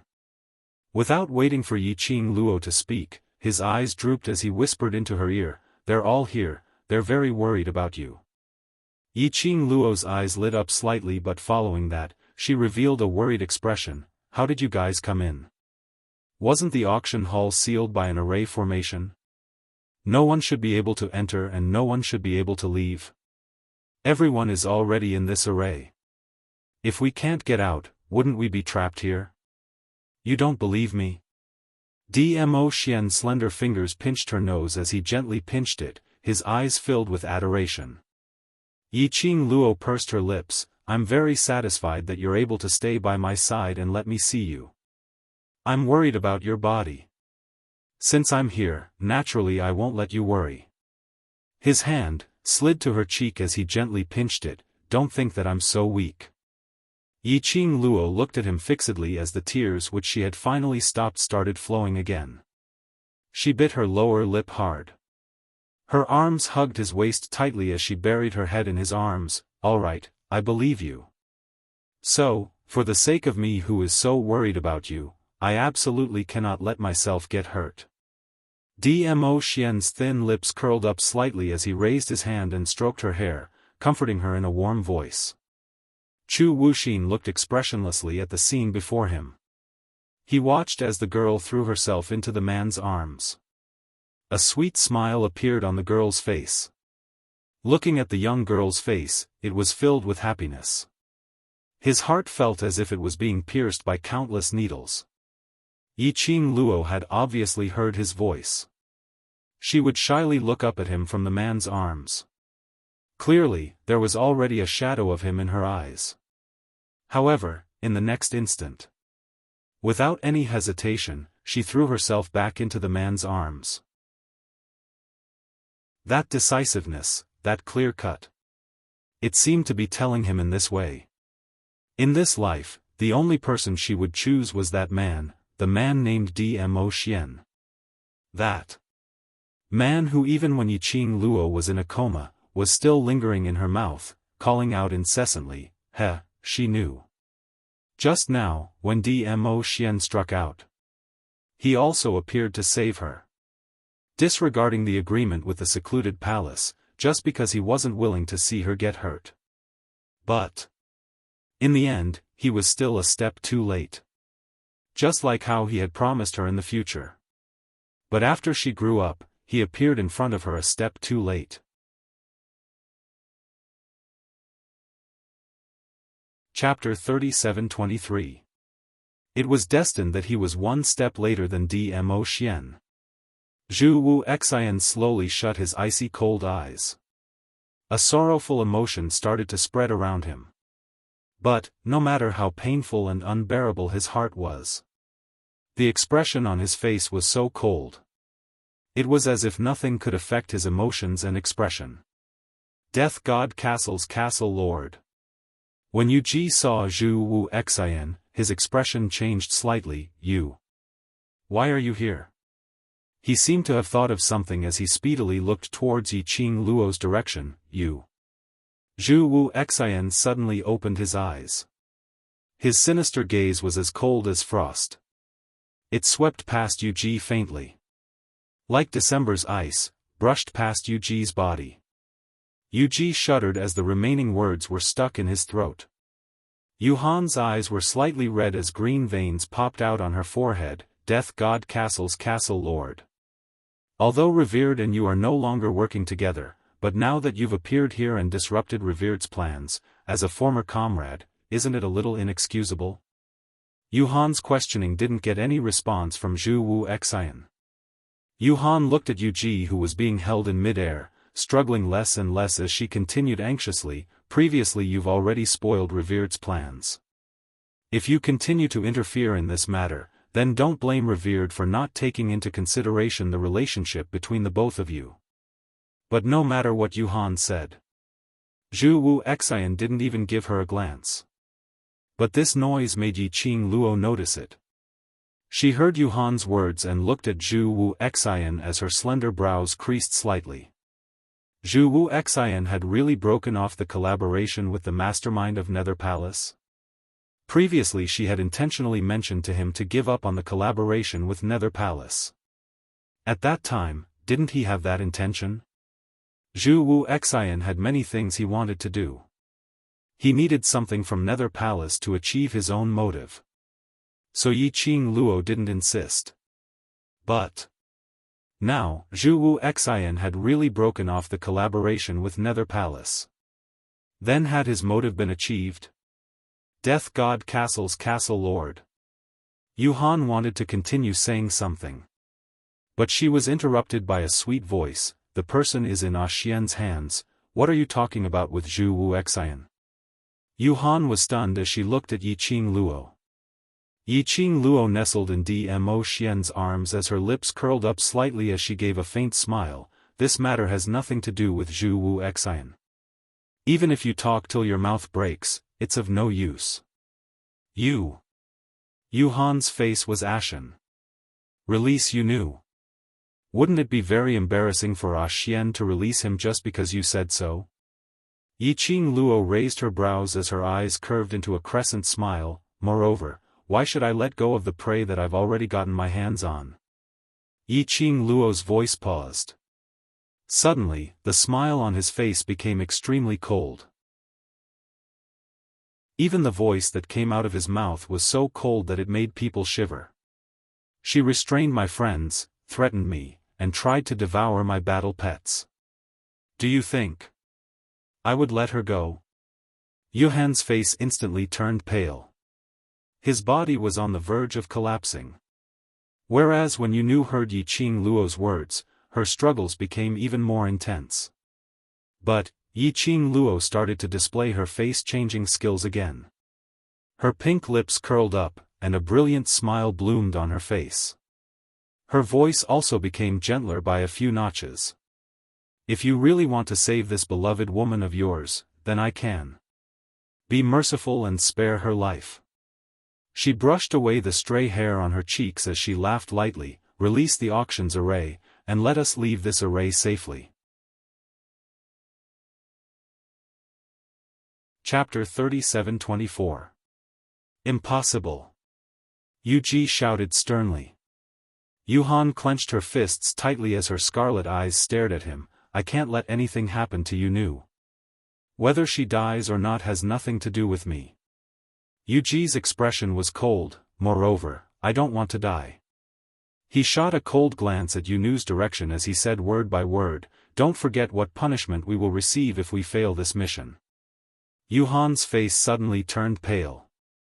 Yuji continued, I have no opinion if you want to die with her, but don't think of sacrificing me to fulfill your love. Yuji's words ended and his expression instantly turned vicious. He waved his hand as he shouted sternly, go. Sweep those trash with the fastest speed. After the black-robed men received the order, they started to surge towards the various powerhouses cultivators in the auction. Boom! Profound energy that could topple mountains and overturn the seas suddenly surged. Various powerhouses cultivators thought that they were saved. But in the next instance, they were devoured by those black-robed men. Yuji. Yuhan's eyes were scarlet red as she held onto Yuji's wrist. Yuji laughed coldly as he shook off Yuhan's hand, if you want to die, then go ahead and die. He absolutely had to survive. Suddenly, a painful shriek was heard. Yuhan's pupils constricted. He swiftly looked towards the direction where the sound came from. He saw that Yunu, who was originally restrained in mid-air by an invisible force, her neck had been replaced by a pale white finger. Yunu cried out in pain. But very quickly, all her voice was strangled in her throat. Yunu. Yuhan's eyes widened as she looked at Yunu, whose face was filled with pain as she screamed. Ugh! Yunu stretched out her hand towards Yuhan as she pleaded for help. Yuhan wanted to rush forward. But her wrist was held by Yuji. Do you really want to die? Yunu.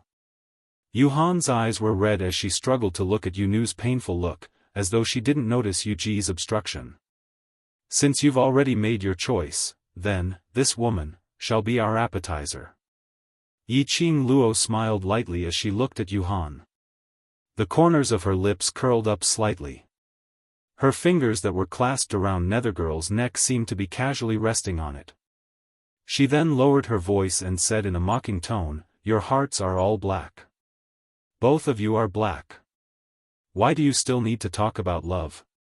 You're lying. Yunu spat out a few words with difficulty. He loves me, he will definitely save me. Yiqing Luo raised her brows, really? But why do I feel that he loves himself more than you? The expression on Ghost Girl's face became increasingly twisted and sinister. She hated Yiqing Luo's light and indifferent expression. Wasn't it because he had the protection of the Overlord? Didn't he just think that he had the so-called love? Who doesn't have love? Her Yuhan would never give up on her. Yunu roared in her heart in a heart-rending manner. However, a certain part of his heart was filled with fear and unease, and it trembled intensely. She didn't know what she was panicking about. Or perhaps she had already guessed something but wasn't willing to admit it. Yiqing Luo sneered as she looked at Yuhan with a smile, on the account that you're in so much pain, I'll give you a chance to choose. The deal that I've mentioned, are you going to agree, or not? Yuhan's scarlet eyes widened as the features on her face distorted.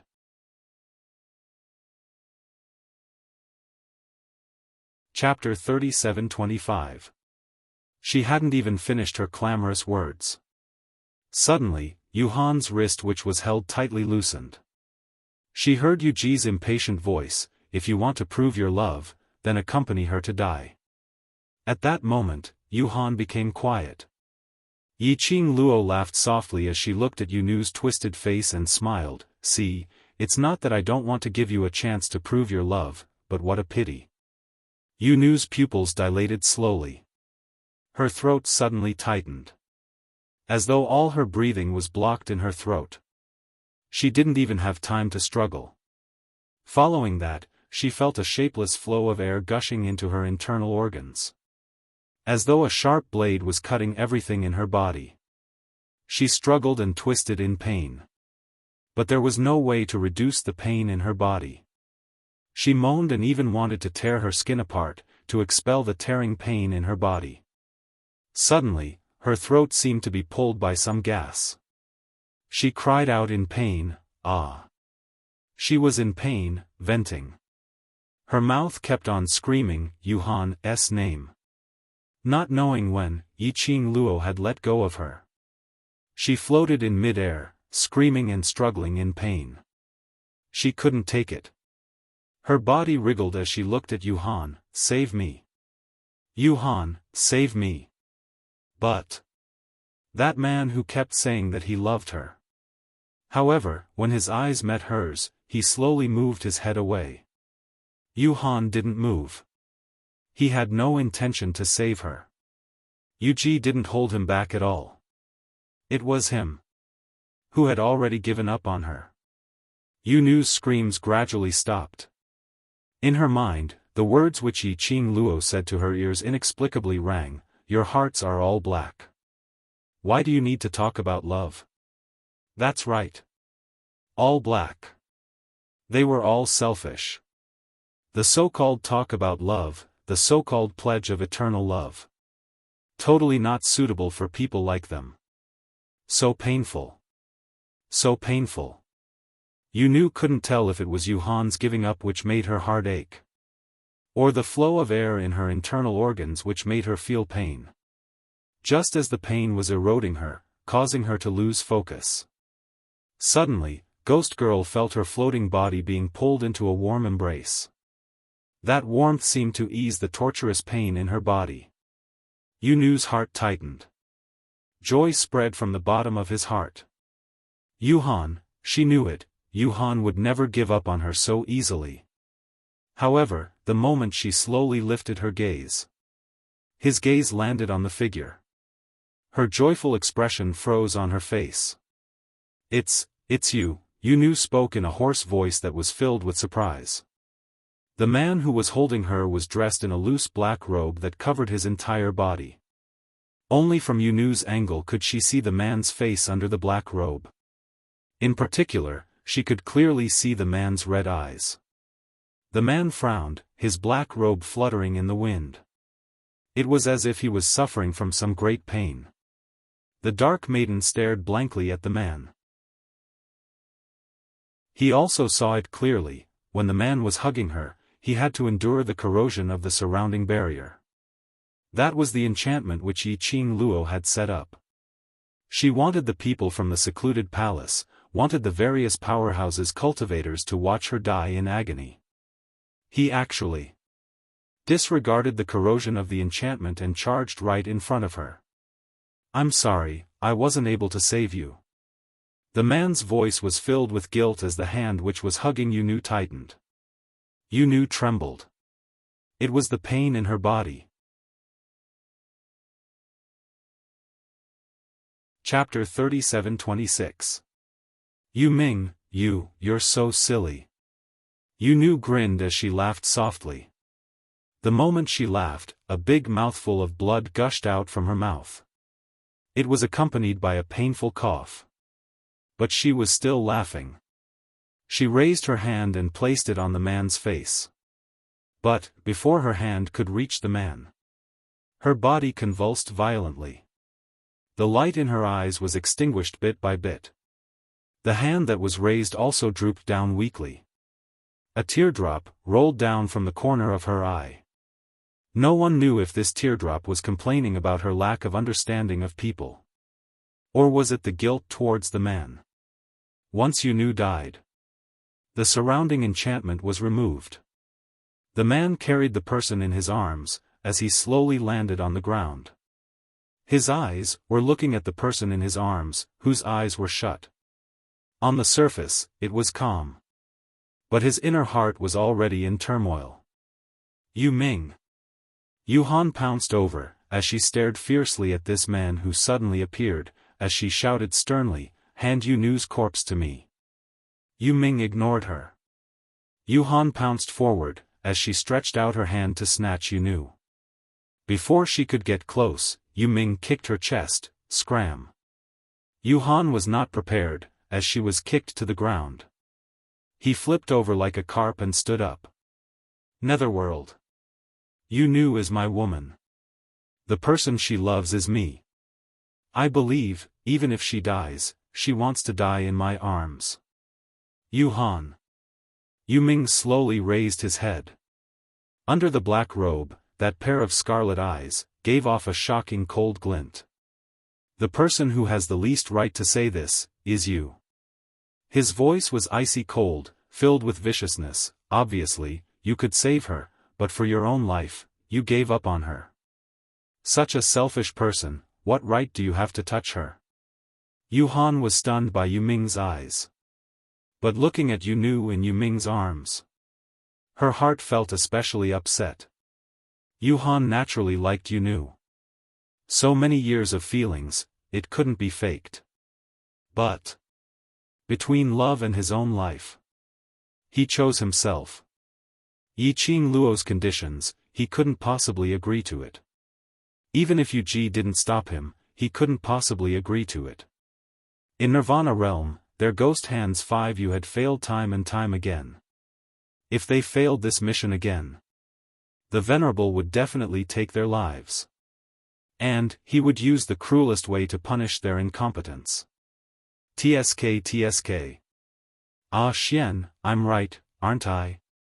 Your heart is black, and so is your love life. A clear and melodious voice rang out lightly. That laughter was filled with ridicule and ridicule. Yu Han's face instantly turned ashen, and a sinister black aura appeared between her brows. Following the girl's voice, Yu Ming slowly looked over. Yiqing Luo calmly waved at Yu Ming. Long time no see. Yu Ming lowered his head and took a look at Yu Nu in his arms before raising his head and meeting Yiqing Luo's gaze. His scarlet eyes seemed to be burning with a sea of fire. Seeing this, Yu Han's eyes flashed. Yu Ming, now is not the time to be calculative. You're also a member of the secluded palace, and your most beloved secluded maiden had died in Yiqing Luo's hands. Even if it's to avenge Yu Nu, you should help. The Netherworld did not speak. I know you have the Netherworld mirror. You just need to use the Netherworld mirror to control the Venerable Sovereign. We'll take care of the rest. Yu Han added. He bumped Yu Ji again. Yu Ji's face darkened, but he thought about their mission and the nether mirror in Yu Ming's hand.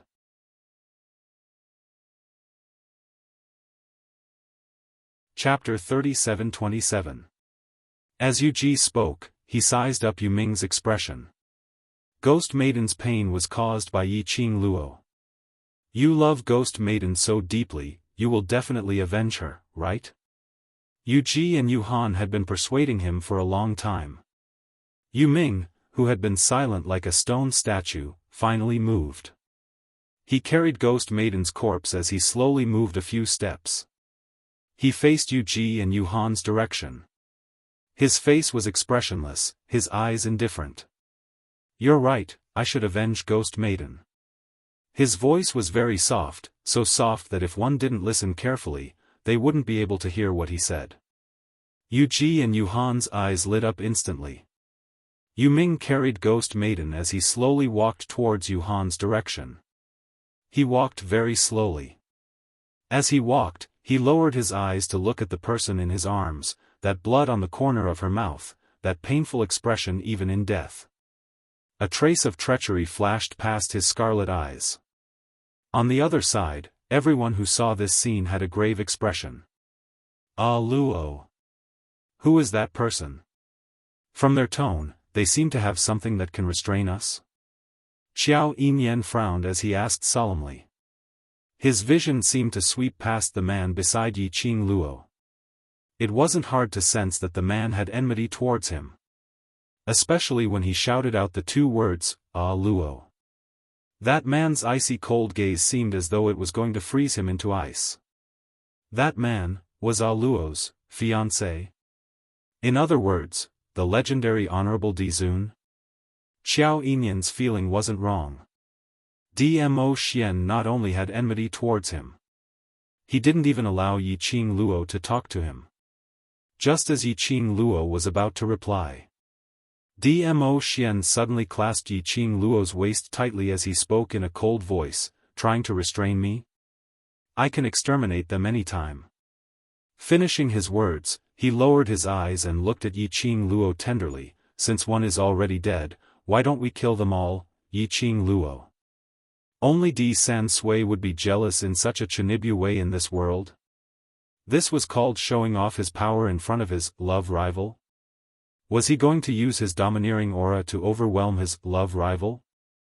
Yiqing Luo gave Dmo Xian a stare, using her eyes to warn him not to be jealous before she opened her mouth. Yuming is not someone who can't see things clearly. Furthermore, the underworld mirror which Yu Han mentioned, is in my hands. Back in the 21st century, she had taken the underworld mirror from Netherworld's hand and made it hers. Yu Han's plan was going to fail. Furthermore, although she had not spent much time with the Netherworld, but Yiqing Luo more or less understood Yu Ming's character. She did not think that Netherworld would attack her in order to avenge Netherworld's death. Yiqing Luo shot a glance at Yu Ming, who was walking towards the cold, and retracted her line of sight. She pulled away Dmo Xian's long body, which was deliberately blocking in front of her, and looked behind Xiao Yinyan, at the unconscious Pei Sheng. How is Ah Sheng? Ever since Pei Sheng's eruption had sent Pharaoh He flying, Qin Wentian's expression had changed. Pei Sheng fainted. Fortunately, Xiao Yinyan reacted quickly and dragged Pei Sheng to a safe place in time. Otherwise, Pei Sheng would definitely have become the target of those dead puppets. Xiao Yinyan shook his head. He's not awake yet. Perhaps the sudden eruption of energy had exceeded the limits of his body and his body is unable to take it. Yiqing Luo didn't feel that it was because it had exceeded the limits of his body. Earlier Pei Sheng's eruption, she also sensed it.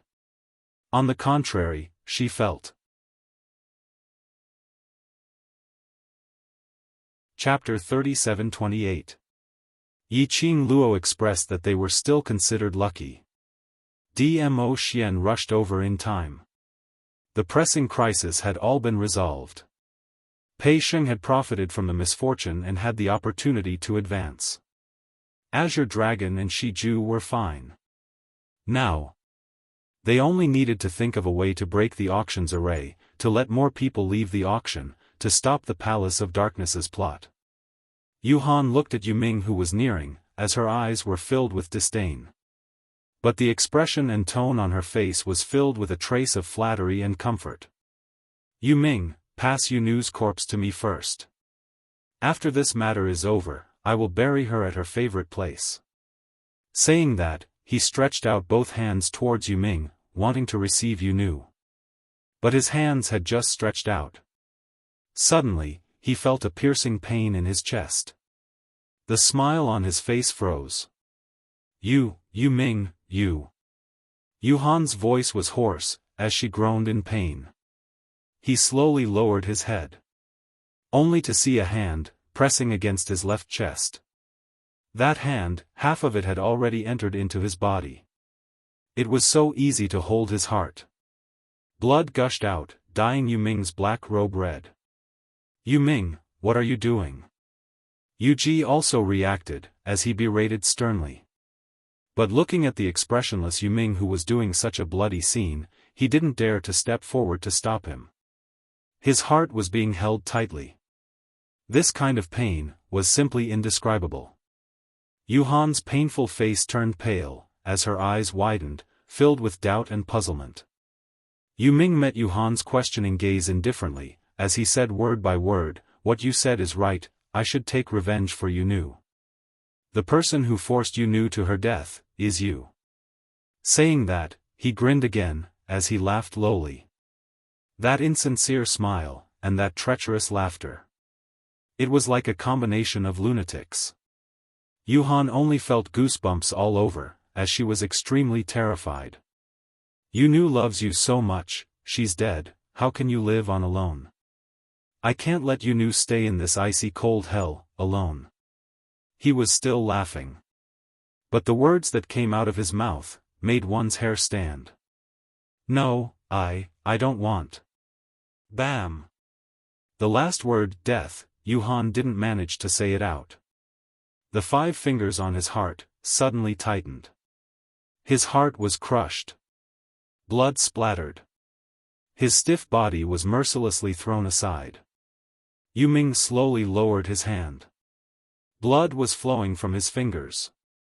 He looked down at the woman in his arms and chuckled softly, I'm sorry, I can't bear to let you walk the Yellow Springs Road alone.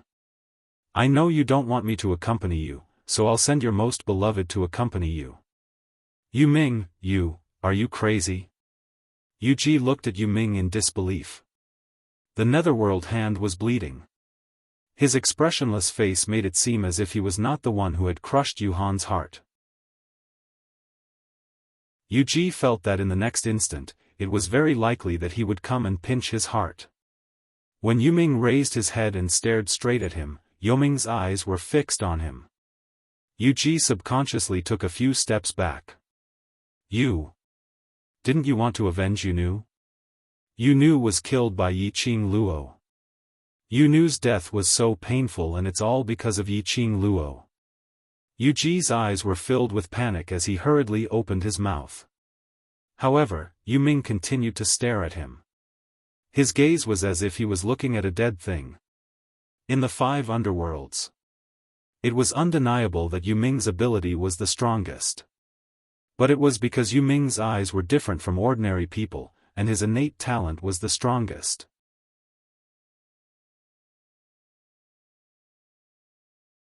Chapter 37-29. They and Yu Ming hadn't met each other for so many years. Yu Ji felt that he had matured a lot. But when facing Yu Ming, he still had an instinctive fear in his heart. I'm taking revenge for her. Yu Ming looked straight at Yu Ji as his voice was calm. Yu Ji took another step back. Are you mistaken about the target of your revenge? Yu Ming laughed. Yiqing Luo is someone who keeps her promises. Earlier, if you had agreed to her request, Yu Nu wouldn't have died. You're insane.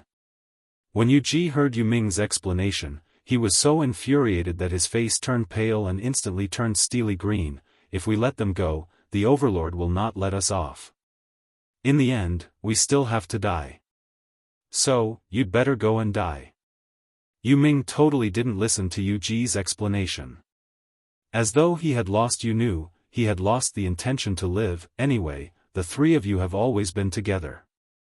On the road to the netherworld, walk together. Yu Ji stared at Yu Ming, knowing that Yu Ming's current situation could be said to be beyond cure.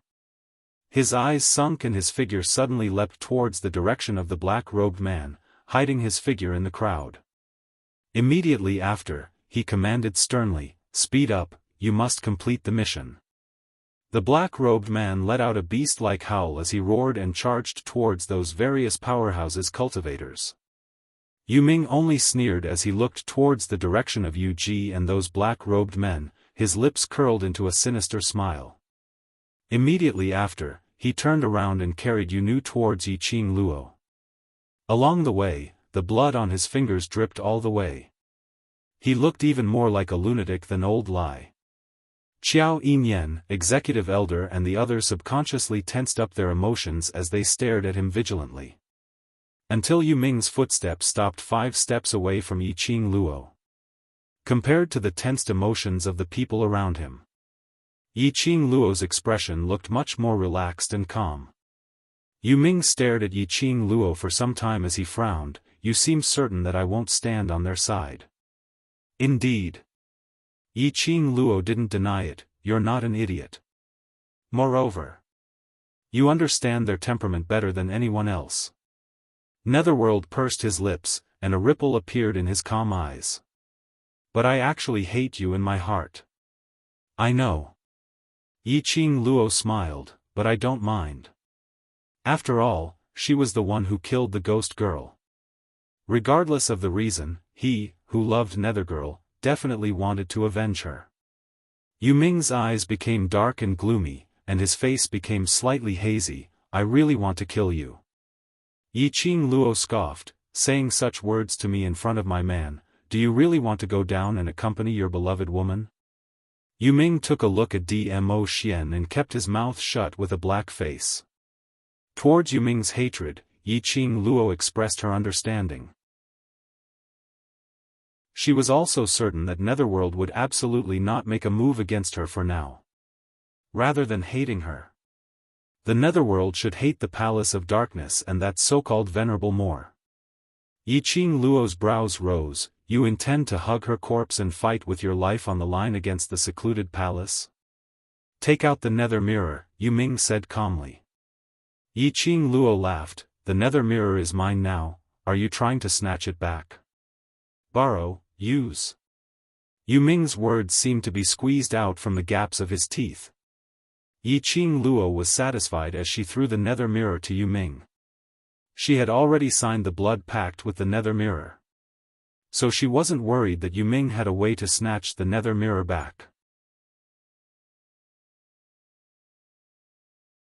Chapter 37:30. But he totally didn't bother about it. Yiqing Luo clicked her tongue. As expected, he couldn't be bothered to care for something that didn't belong to him. That bloodied hand was afraid of dirtying Ghost Maiden, so he didn't even dare to touch her. When he held onto the underworld mirror, he couldn't care less. Ha, men! Yiqing Luo ridiculed in her heart. But her eyes were fixated on Yu Ming's actions. There were many functions of the underworld mirror that she didn't understand. It was not practical to ask Yu Ming about it. She could only rely on herself to explore and learn secretly. Yu Ming held the underworld mirror and stared at Ghost Maiden for a long time. As though he wanted to imprint Ghost Maiden's face firmly in his mind. After a moment of silence, his fingers suddenly clenched the underworld mirror tightly as he shut his eyes tightly. The underworld mirror was aimed at Ghost Maiden. A white light flashed. Ghost Maiden's figure disappeared into Yu Ming's arms. Yu Ming held the underworld mirror tightly as he stared at the smooth mirror. His brows were filled with pain and struggle. He slowly raised his head and looked at Yiqing Luo. Before the battle ends, can you leave the underworld mirror with me? Although she didn't see clearly what Yu Ming did, but she could roughly guess. Yu Ming borrowed the power of the underworld mirror to temporarily preserve Ghost Maiden's corpse. Yiqing Luo didn't understand and couldn't understand why Yu Ming was so dead set on Yu. But as a woman who was addicted to dating the Overlord, she understood Yu Ming very well. Alright, but this counts as you owe me a favor, so you can only use the array entrance to open the auction to repay this favor. Yiqing Luo agreed straightforwardly. Yu Ming took a look at her and shifted his gaze away, not replying to her. Apparently, he didn't want to bother with her. Yiqing Luo didn't pursue for an answer. Anyway, if Yu Ming couldn't do it, he would always owe her a favor. Xiao Yinyan stared at Yu Ming and sized him up for a long time before asking in a low voice, can this person be trusted? He could tell that the relationship between Yu Ming and the secluded palace wasn't ordinary. Yiqing Luo nodded. Temporarily we can trust him, but we still have to be careful. Elder A was slightly worried. Since we can't be sure of his safety, why help him? What if he attacks us while we're not paying attention? Not for the time being. Yiqing Luo was originally too lazy to explain, but under the current situation, she needed to appease them.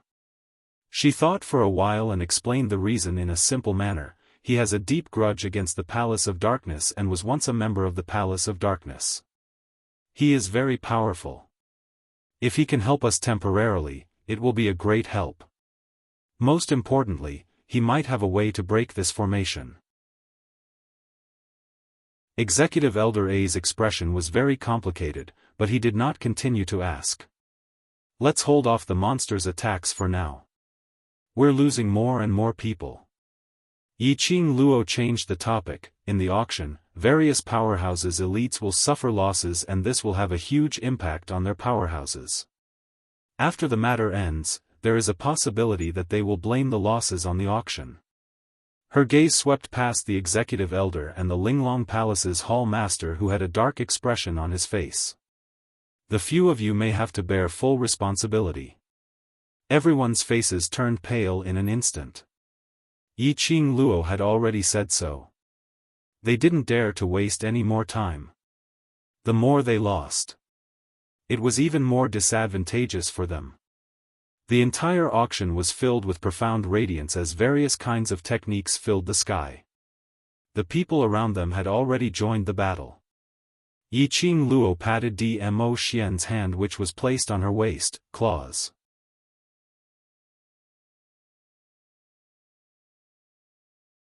Chapter 37-31. Yiqing Luo expressed that she couldn't see the man's grievances. She walked past Dmo Xian and walked slowly to Pei Sheng's side. The surrounding battle was too intense. If Qiao Yinyan kept paying attention to Pei Sheng, it would affect his battle power. But if she ignored Pei Sheng, the people from Gloomy Palace would definitely think of ways to deal with Pei Sheng again. After all, they were very clear. They could use Pei Sheng to threaten her. Yiqing Luo took Pei Sheng's pulse and confirmed that he was fine. She thought for a moment and said to Yu Ming, "Use the underworld mirror to keep Pei Sheng in." Yu Ming frowned. "Ghost girl is inside. Separate." She wouldn't let Pei Sheng lie together with a corpse, especially that corpse was a lady. If Gu Zixi found out about this, wouldn't she be filled with jealousy? Yu Ming's brows creased even tighter as he remained silent for a moment before he unwillingly walked over with the underworld mirror. The few people beside him stared at Yu Ming with vigilance. Yu Ming didn't mind as he walked to Yiqing Luo's side. "Move aside." Yiqing Luo obeyed as she stood up and moved aside. Yu Ming pointed the underworld mirror towards Pei Sheng. A flash of white light suddenly flickered. But, the truth didn't look like what Yiqing Luo had seen when Ghost Girl's body disappeared. Pei Sheng who was lying on the ground didn't disappear. Instead, he moved. First his fingers shook. Immediately following that, his body started to move slowly. Yu Ming took a step back with the underworld mirror and his expression congealed as he looked at Pei Sheng in astonishment. "Who is this friend of yours? He can actually counter the power of the underworld mirror?" Counter the power of the underworld mirror? Yiqing Luo was shocked. His consciousness refused to enter the underworld mirror. Yu Ming kept the underworld mirror. "This is my first time encountering such a situation. Your friend is very powerful." "You mean Brother Pei's ability is very powerful?" Qiao Yinyan seemed to doubt his own ears when he heard that.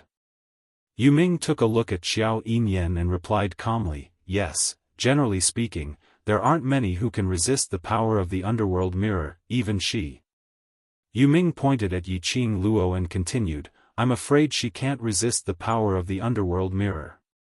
Qiao Yinyan's expression was complicated. "Ah Sheng is indeed extraordinary." Yiqing Luo pursed her lips. Earlier when he was restrained by Pharaoh the power which he exploded out was extremely strong. Yiqing Luo half squatted down and was about to stretch out her hand to take Pei Sheng's pulse. But just as he stretched out his hand, a large palm suddenly grabbed her wrist. That palm was extremely powerful. Yiqing Luo's wrist was in pain. In the next instant, Pei Sheng's body suddenly straightened. His eyes were tightly shut as he faced Yiqing Luo, emitting a kind of powerful aura which was about to erupt like a volcano. Yiqing Luo frowned and was about to open her mouth. The man who was facing him suddenly opened his eyes. It was a pair of golden eyes. That's right, gold. Although it was not pure gold, there was also a hint of dark gold. But when Pei Sheng's eyes met with Yiqing Luo's heart was still shaken. Those eyes, why did she look so familiar? Why do I feel like I've seen him somewhere before? Brother Pei. Qiao Yinyan's voice interrupted Yiqing Luo's thoughts. Qiao Yinyan was already squatting in between him and Pei Sheng as he stretched out his hand and placed it on Pei Sheng's hand. you're hurting Ah Luo.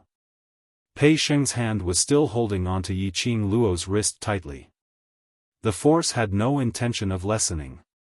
Yiqing Luo was just about to say that it was all right. Suddenly, he felt something tighten around his waist. Her feet left the ground as she fell into a warm embrace. Chapter 37-32. Xian. Yiqing Luo's arms immediately encircled the man's neck. The man clasped her waist tightly and looked at Pei Sheng and Xiao Yinyan in an unfriendly manner. It's all right, Sheng just woke up and his mind isn't clear.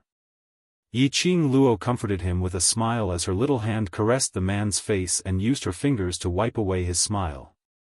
Dmo Xian's expression was still gloomy. Yiqing Luo felt that this time round, Di San Sui's vinegar jar was getting more and more sour. Not only sour, it was developing towards 2 years old.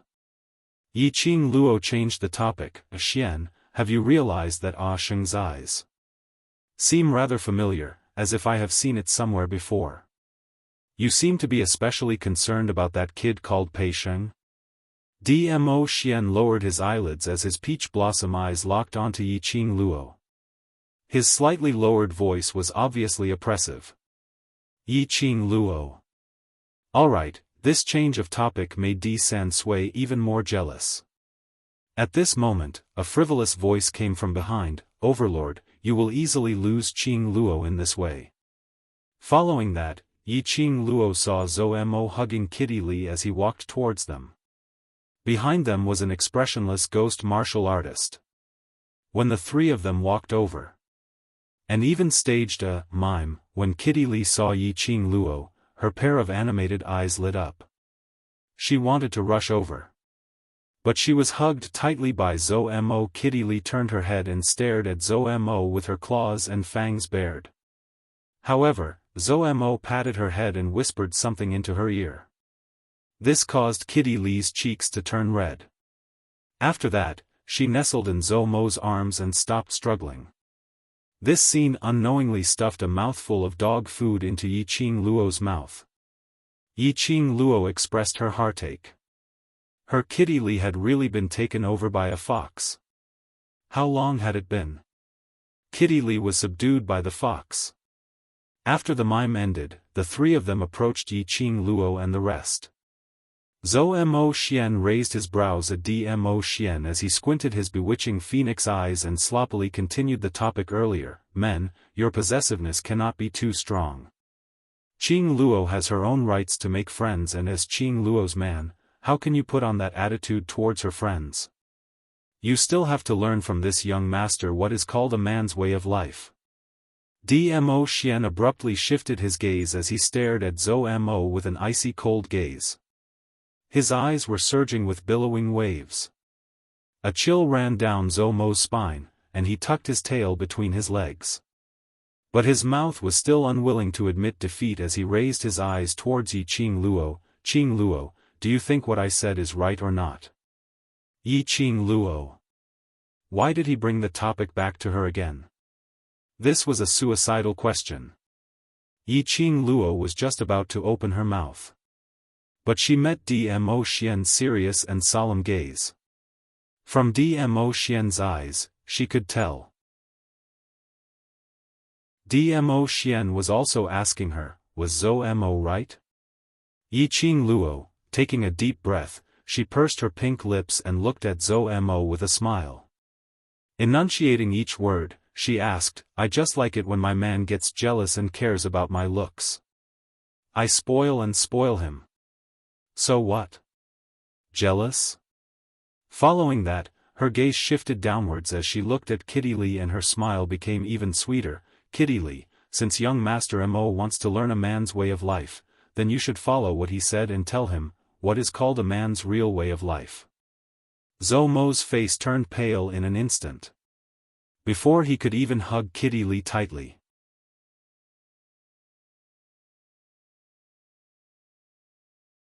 Chapter 37-33. Kitty Li looked at him righteously and said, you said it yourself. You can't be too possessive. A kitty has the right to make friends.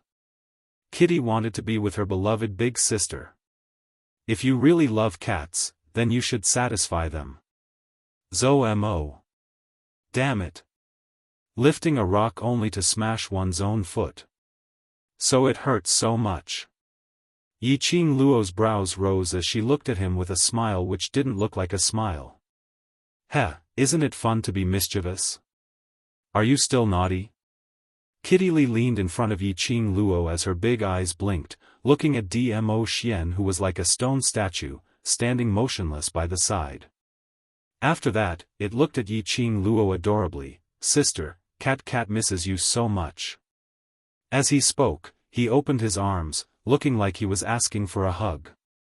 Success made Dmo Xian's face darken. Yiqing Luo didn't miss the crafty smile in Kitty Li's eyes. Good job. How long had her cute and innocent little kitten spent with Zo-mo, that sly fox? Did she become a little naughty cat? She even dared to tease her brother-in-law, the overlord, however, even if Yiqing Luo's heart was cursingly Mao's transformation. But looking at Kitty Li's cute little face, Yiqing Luo pushed her man away without any hesitation and turned around to embrace Kitty Li's petite body into her arms. Well, it's been a long time. Just to satisfy his willful little sister's bad taste. While satisfying Kitty Li, Yiqing Luo also paid attention to her man's emotions. After hugging Kitty Li for a while, she let go of Kitty Li and whispered, "Be good." Then, she coughed lightly, "Let's think of a way to break this formation first, then we'll find a place to reminisce. The evil energy in the surroundings is getting denser and denser. If this goes on, the profound practitioners of the various powers might be affected by the evil energy." Kitty Li acted coquettishly, unwilling to leave Yiqing Luo. However, she was still dragged back into Zo-mo's arms. Yiqing Luo smiled like a flower as she hugged Dmo Xian's waist again, her chin resting on his chest as she beamed, "Ah, Xian is so incredible, there must be a way, right?" It was just a smile. One took the initiative to throw herself into his arms.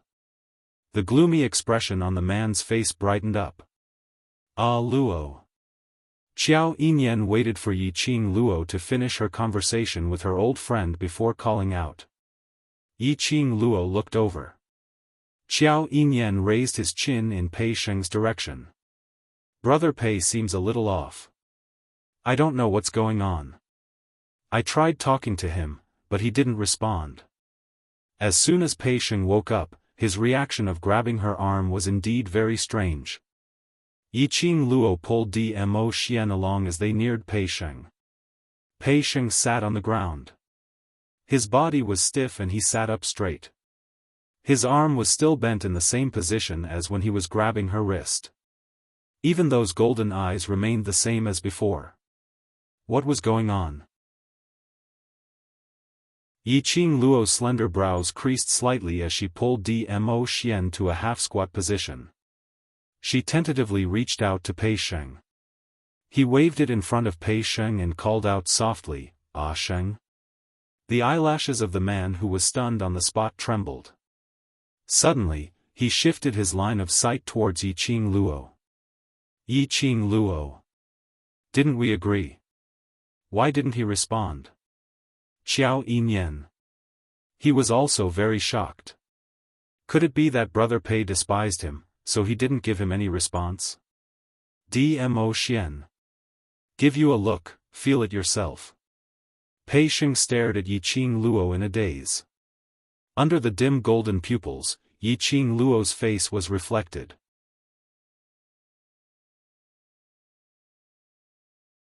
Chapter 37-34. Yiqing Luo didn't know what kind of expression she should use to express her inner F***ck feelings at this moment. Brother Pei, it's easy for people to misunderstand you. Think about your little sister Zishi. Yiqing Luo could clearly feel the low pressure coming from the man beside her. Yiqing Luo felt her throat itching again. She coughed a few times and looked at Pei Sheng calmly. "How are you?" "I don't know." Pei Xing raised his arms, his eyes filled with confusion. I feel that my body is different from before. It's as if I have inexhaustible strength. He blinked his golden eyes and said, there seems to be a voice in my head, urging me, to fight to my heart's content. Yiqing Luo stared at Pei Xing's face for a long time. Then he said, oh. He glanced at the battlefield not far away and said, go, fight. Pei Xing clenched his fists and felt the power in his body. However, his eyes were still filled with confusion and uncertainty. Can I really do it? You have to believe in your own strength. Yiqing Luo withstood the enormous pressure as she patted Pei Xing's shoulder. Don't tell me you don't want to leave this place, don't want to return to the treasures exchange hall, don't want to stay by Zixi's side and watch her wake up? No one knew if he had mentioned Zhu Bao or Zixi's name. The perplexed man's eyes flickered a few times and became more resolute. Yiqing Luo retracted her hand and continued, haven't I said this before? Zixi will either wake up today or tomorrow. If she knew that you were trapped in the auction's array, what would she do? If she forced her way into the auction in order to find you, you should know very well how dangerous it is inside. Pei Xing suddenly raised his head, his clenched fists seemed to be surrounded by a thin layer of profound light. Although it was not obvious. However, his aura was extremely strong. He looked at the battlefield. Blood dyed the ground. It was a brutal and ruthless scene. His eyes gradually became sharp. Yiqing Luo pulled Dmo Xian as she slowly stood up and gave him an encouraging smile, go on. An afterimage flashed before his eyes. The man's figure had already rushed into the battlefield. His speed was as fast as lightning. Pei Xing joined the battle. At first, he wasn't used to it. However, after swinging his fists and punching the black-robed men one by one, the black-robed men exploded. Gradually, he found the feeling. Moreover, he noticed that his attacks were different from the other profounders. The attacks of the other profound practitioners did not affect the black-robed man in the slightest. At most, he could only hinder the other party's movements. However, his attack and the profound strength that he released. He could completely suppress the black-robed man. Although it was not to the extent of destroying the other party. It could also make the black-robed man lose the ability to fight. Yiqing Luo saw Pei Xing getting braver and braver as she retracted her vision. She felt like an old mother watching her son go to the battlefield. She sighed and stuffed herself into Dmo Xian's arms and said, did you hear that? He has other ladies in his heart and he treats me as his benefactor. Did I say anything? Dmo Xian raised his brows and asked. Yiqing Luo. Indeed, he didn't say anything, but could you control your expression before asking back? Dmo Xian suddenly suppressed his voice as he gave a smile which didn't look like a smile but was filled with danger. You're in such a hurry to explain to me, looks like. You and him really. Yiqing Luo directly raised her fist and pounded on her chest as she turned around and left. Go be jealous if you like, I'm not going to serve you anymore.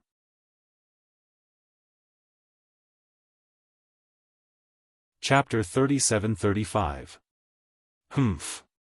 Don't think that she didn't know what he was thinking. Wasn't he intentionally finding trouble? Waiting for her to coax him? His ultimate motive was to let her use the way he wanted to satisfy him, to compensate him. Men. She had long seen through his little tricks. Coax him? He, now come and coax her obediently. After Yiqing Luo charged into the battlefield, Azure Dragon and Shi Ju followed closely behind. After Azure Dragon charged into the battlefield, he let out an angry roar.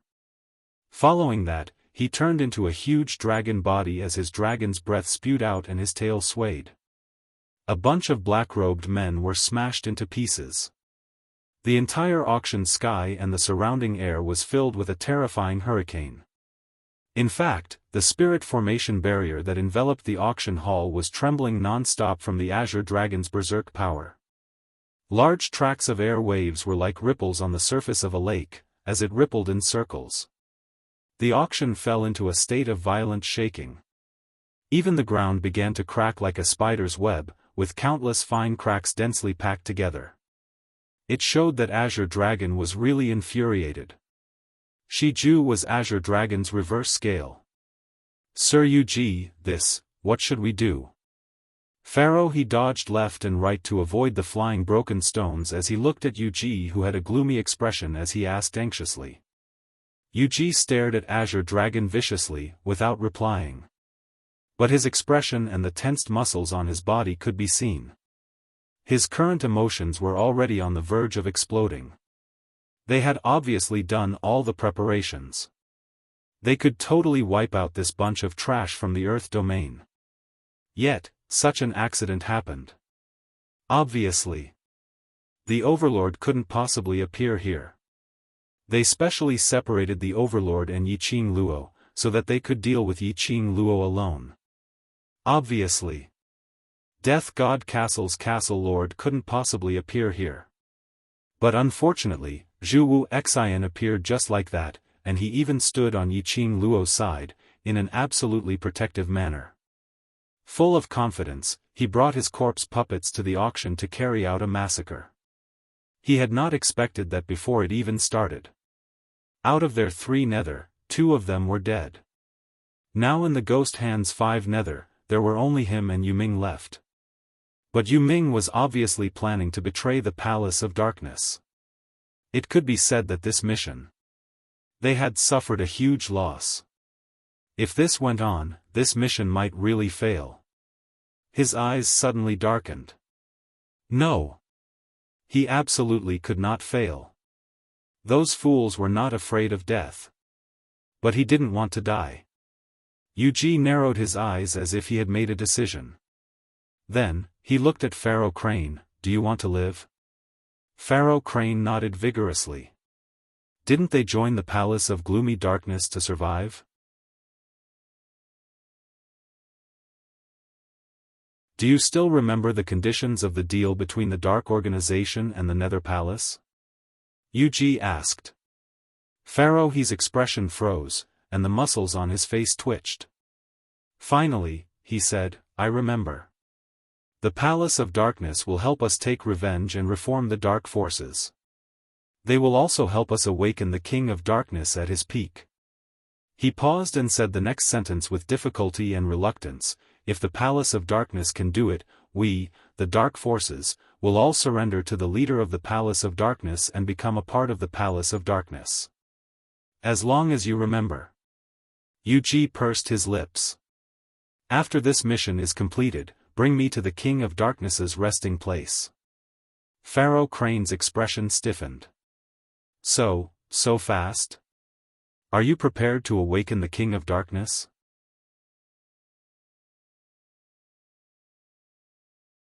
Chapter 37-36. Pharaoh he quickly lowered his head. No, I wouldn't dare. Yuji gave a cold harumph. Yiqing Luo has too many helpers by her side. Palace of Secluded Darkness also needs to develop their helpers. Awakening the King of Darkness will give us an additional helping hand. After saying that, he made the final decision. It's decided. After we leave the auction, we will head to the King of Darkness's resting place. Pharaoh Crane was very nervous. However, when he saw Yuji's impatient expression, he nodded in the end. Yes. The Pharaoh of the Dark Forces who was once high and mighty. With a wave of his arm, tens of thousands of people responded. But now, he had to rely on others to survive. This was a great humiliation to Pharaoh he and the Dark Forces. It was not that Yuji did not notice the unwillingness in Pharaoh he's eyes. He just couldn't be bothered.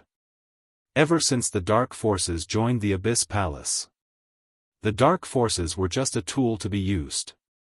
Want to make a comeback? That was impossible.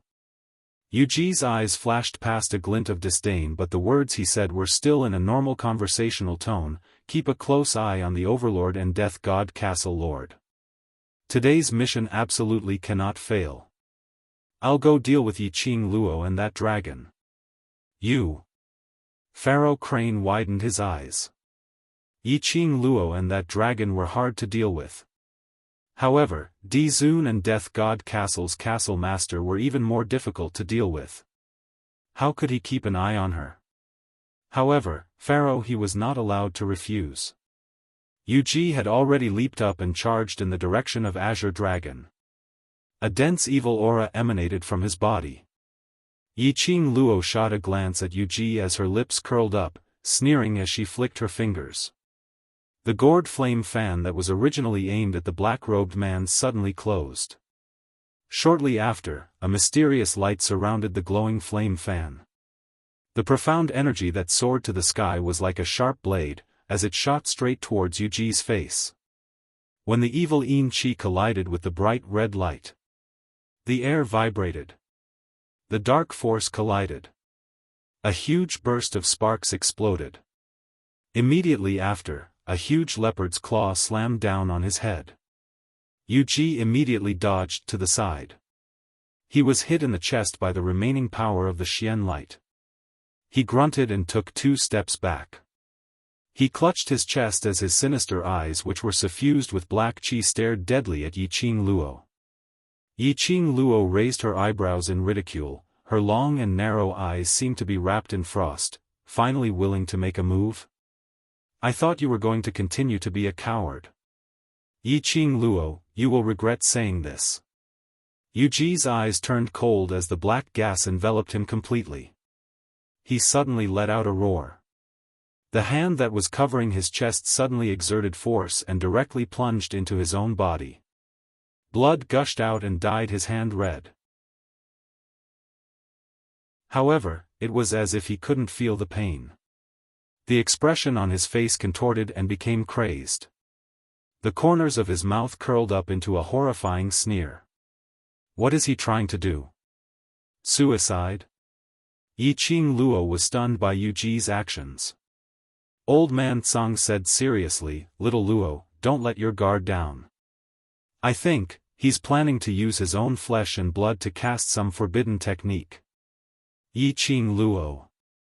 Another forbidden technique. Other than using sinister methods, couldn't the Dark Palace fight them head-on? Yiqing Luo pursed her lips as she looked straight at Yuji. Forbidden technique, right? A forbidden technique which has been interrupted, can it still be a forbidden technique? Her 5 fingers moved and the gourd flame fan turned into streaks of neighborhood light as it entangled towards Yuji from all directions, attempting to interrupt Yuji's thoughts. But just as her attack was about to get close to Yuji,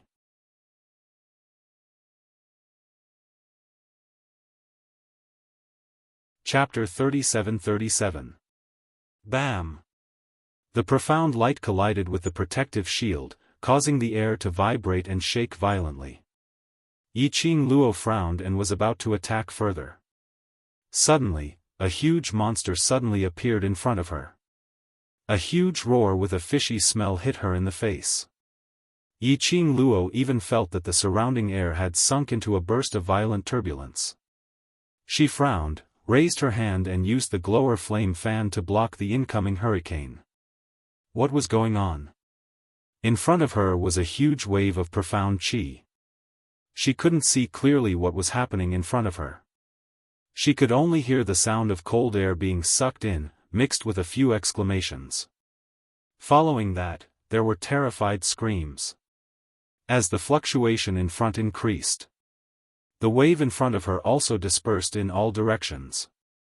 Yiqing Luo could vaguely see a huge beast crawling on the ground. That beast was half a head taller than the auction building, its huge body slightly swayed and brought along a hurricane, which could send people flying at any time.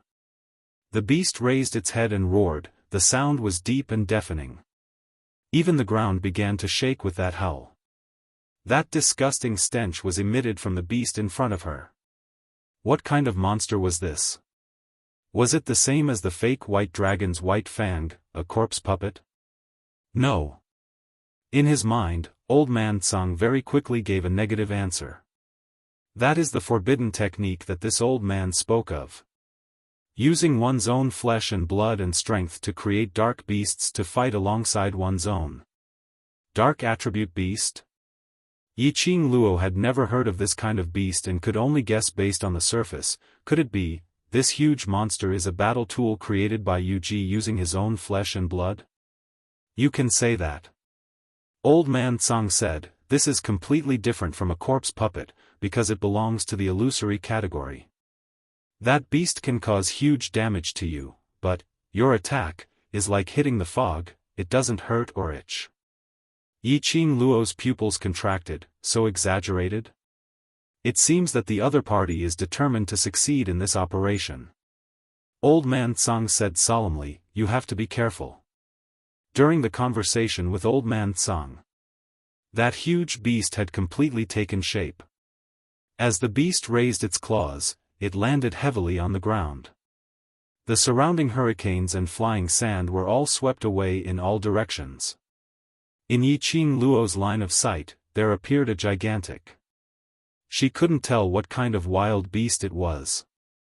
It looked like a tiger, a lion, and a leopard. Everything was alike, yet nothing was alike at all. All in all, it could be summed up with one word, ugly. It was extremely ugly. She had seen countless species of magical beasts. It was his first time seeing such an ugly beast. However, no matter how ugly it was, it could not conceal the powerful aura emitted from the beast. It was awe-inspiring, as if it was above the 9 heavens. That arrogance, the momentum of looking down on the world. It was definitely not inferior to the 4 great saint beasts.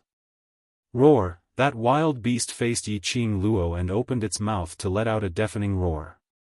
The air surged and the ground shook.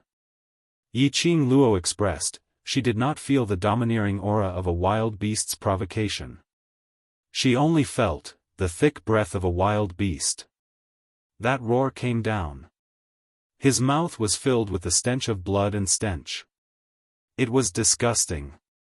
Yiqing Luo felt that her stomach was extremely uncomfortable.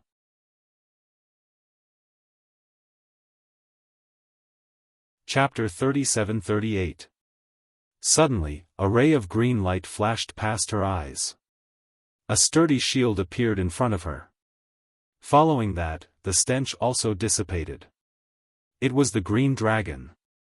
The green dragon coiled its body and blocked in front of her, blocking the beast's turbid air.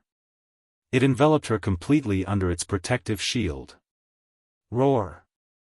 The beast roared ferociously as the powerful aura exploded from its body and gradually rose. Rumble! The surrounding buildings also collapsed under the roars of the wild beasts. Roar, roar, roar!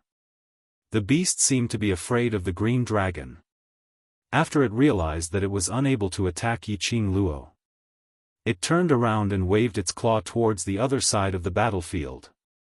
A nearly 3 meters tall gigantic beast could cause the earth to quake and mountains to shake with just one claw. The ground cracked and collapsed. The violent force was like a tornado, sweeping up the crushed stones and soil on the ground, scattering in all directions. That overbearing power. It wiped out a group of cultivators in a matter of minutes. The crushed stones that splashed out entered the cultivators' bodies and took away their lives directly. Its power was so strong that it made one fearful. For a moment, the auction was filled with wails. When the cultivators from various powerhouses saw this beast, they thought of that white dragon monster which had been slashed. Apparently, this beast in front of them was much more powerful than that white dragon monster. They didn't even have a chance to retaliate. Were they really going to doom today? Everyone's mood instantly fell to the bottom of the valley. The atmosphere of despair filled the air. Roar, the beast was very satisfied with everyone's fear towards it. Accompanied by Yuji's cold laughter. The beast suddenly leaped up and flew into the sky. That huge body was extremely agile. With this leap, he jumped several zhang high into the air. The hurricane that was stirred up by his body carried the momentum of a tempestuous wave, and it forced the surrounding profound practitioners to fly backwards. Screams came from everyone's mouths. After the beast leaped up, it quickly rushed down in their direction. Heavens! Is this beast trying to crush us to death? Quick! Spread out! Help! Help! The crowd watched as the beast's huge body fell like a huge meteorite. A majestic and thick dark force followed. The entire sky was filled with violent profound energy, like a tide, it was unstoppable. A single monster was enough to annihilate all the elites from the major forces. What kind of terrifying organization was this? Those profound practitioners who were sent flying didn't even have the chance to dodge. They could only look on helplessly as the huge beast charged towards them. Boom! Ka-ka! Ka-cha! The huge explosion was deafening. A berserk power swept out. Even in the air, there seemed to be cracks appearing. The space trembled, and a surging wave of energy slammed into everything in the surroundings. Everyone's hearts were in their throats. Fear and despair before death took over his entire heart. However, under this earth-shattering explosion of power, none of them felt their lives slipping away. The feeling of surviving made everyone feel both shocked and joyful. They widened their eyes and looked at the sky full of dark rays in confusion. Not far from them, the enormous monster smashed into the group of black-robed men. The ground caved in as a result of the monster's attack. A huge pit was created. Many black-robed men were smashed into pieces. What was going on? Wasn't that monster smashing them?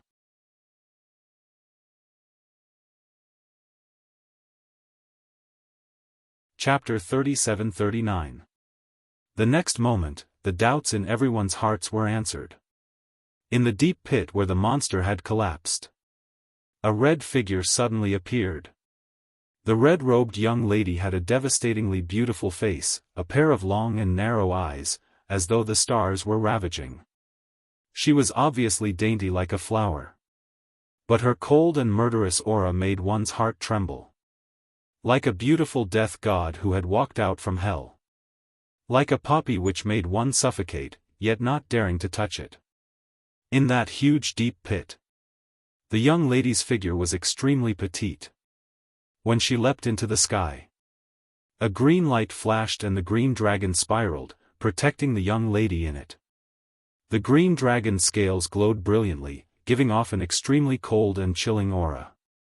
You only have this bit of ability? The girl's clear and cold voice carried an oppressive aura, mixed with a trace of obvious ridicule. When the crowd heard this, their hearts were in their throats. Did this lady know what she was saying? That monster was summoned by the people from the Palace of Darkness.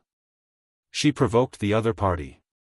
If she angered that monster, what if it swallowed her in one mouthful? At this moment, in everyone's hearts, they had subconsciously placed their hopes on this young lady. They had totally forgotten. Not long ago, they were still suspecting her in every way. Perhaps it was because right now, everyone's hearts were already filled with despair.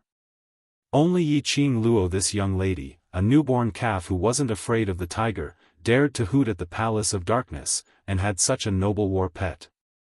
So they tried to find hope in the midst of despair.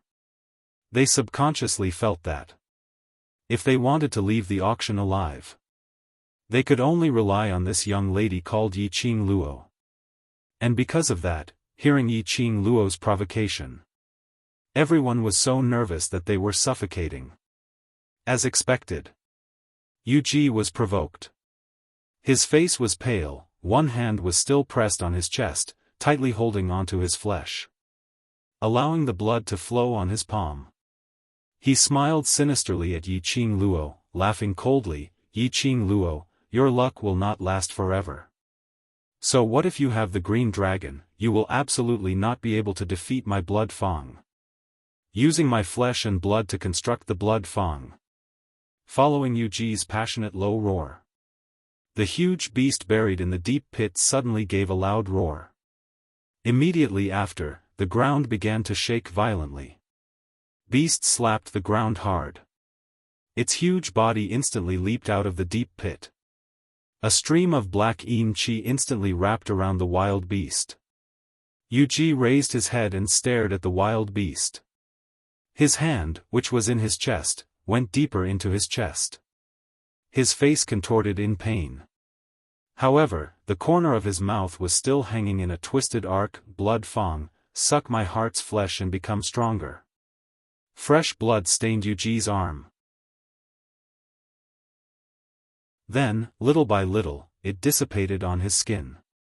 Yiqing Luo could clearly feel that the energy of the monster wrapped in chi had grown stronger. Damn it!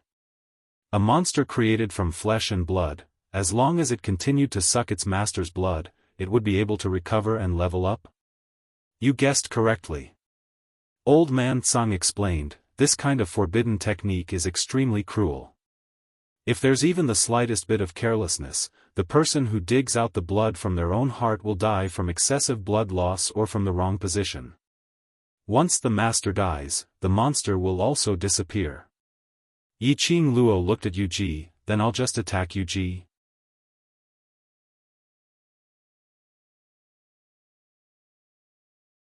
Chapter 3740.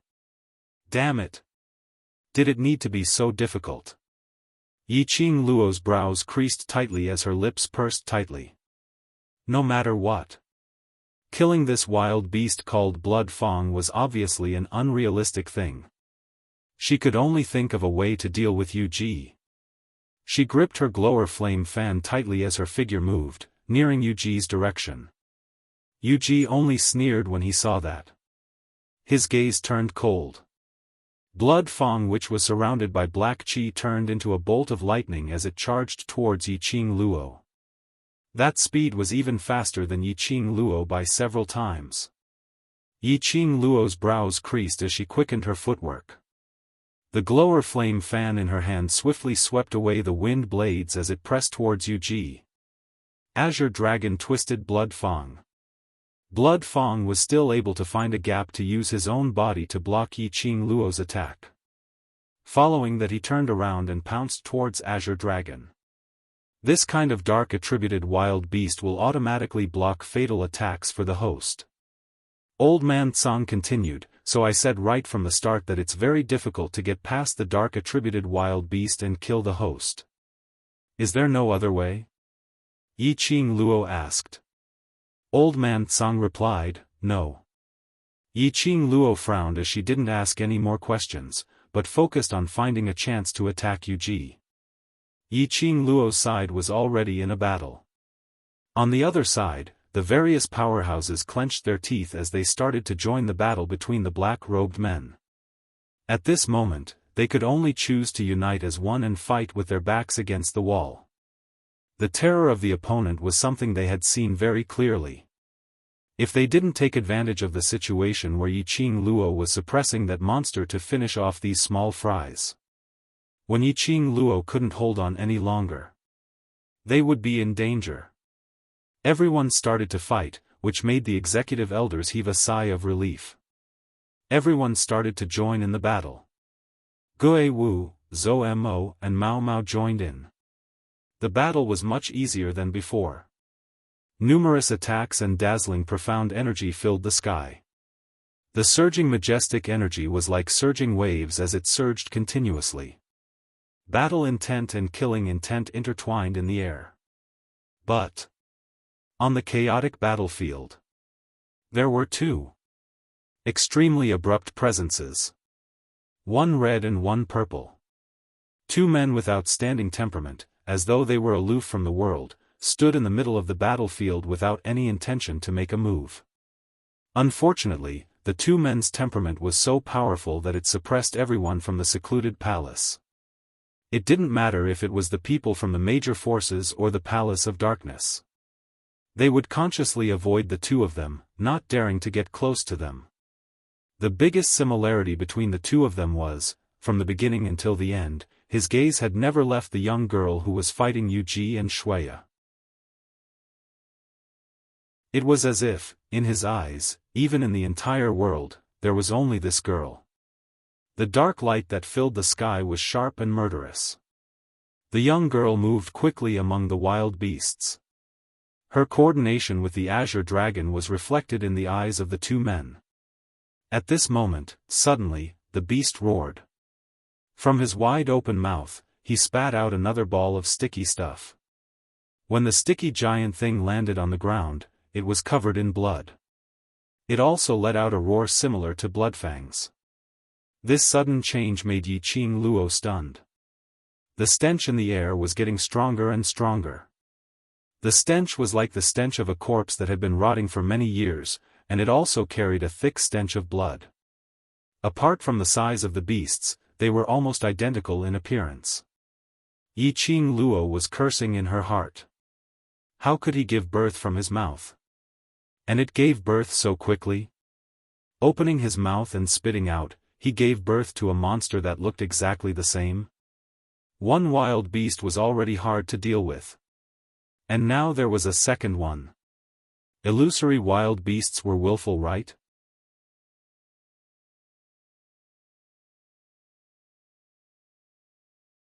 Chapter 37:41. Oh my God, that monster actually gave birth to a new monster? What's going on?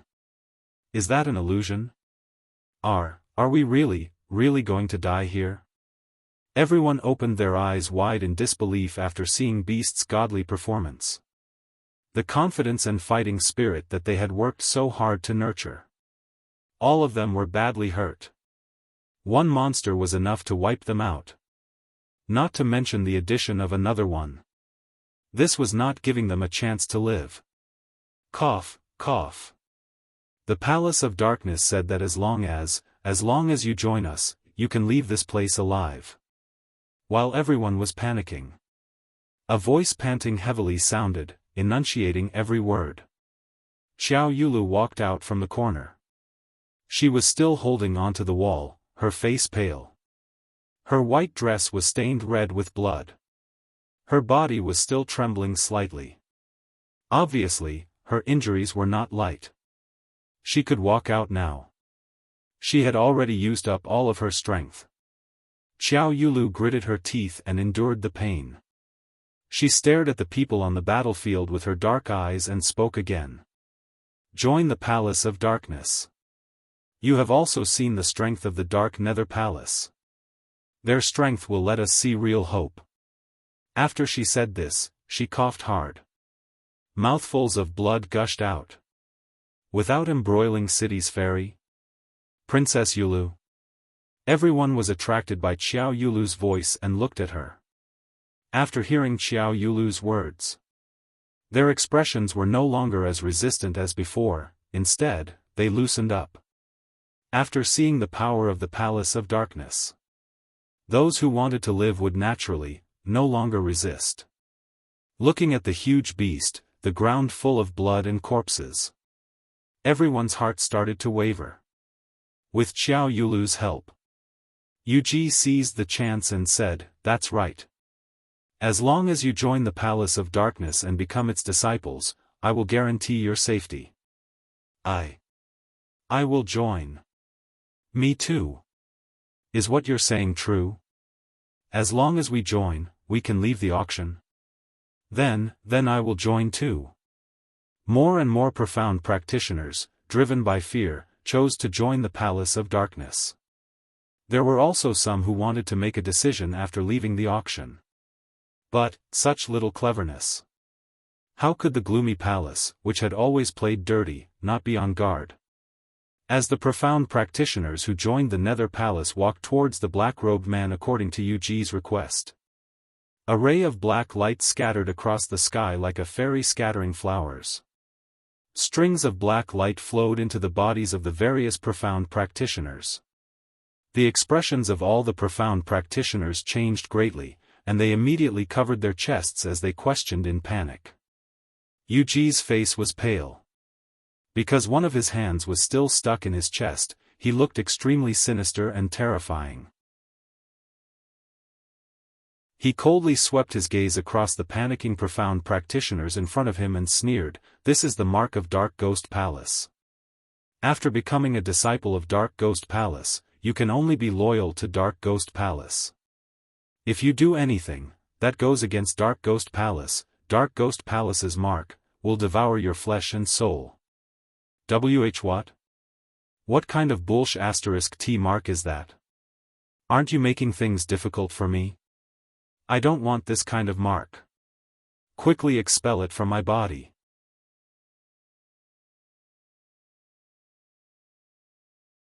Chapter 37-42. Someone shouted, "Don't try to scare me. I don't believe in this. Using such a method to force me. I don't want to do it anymore." The man cursed as he turned around and walked towards the direction of the major forces. However, before he took a few steps, suddenly, that person stopped.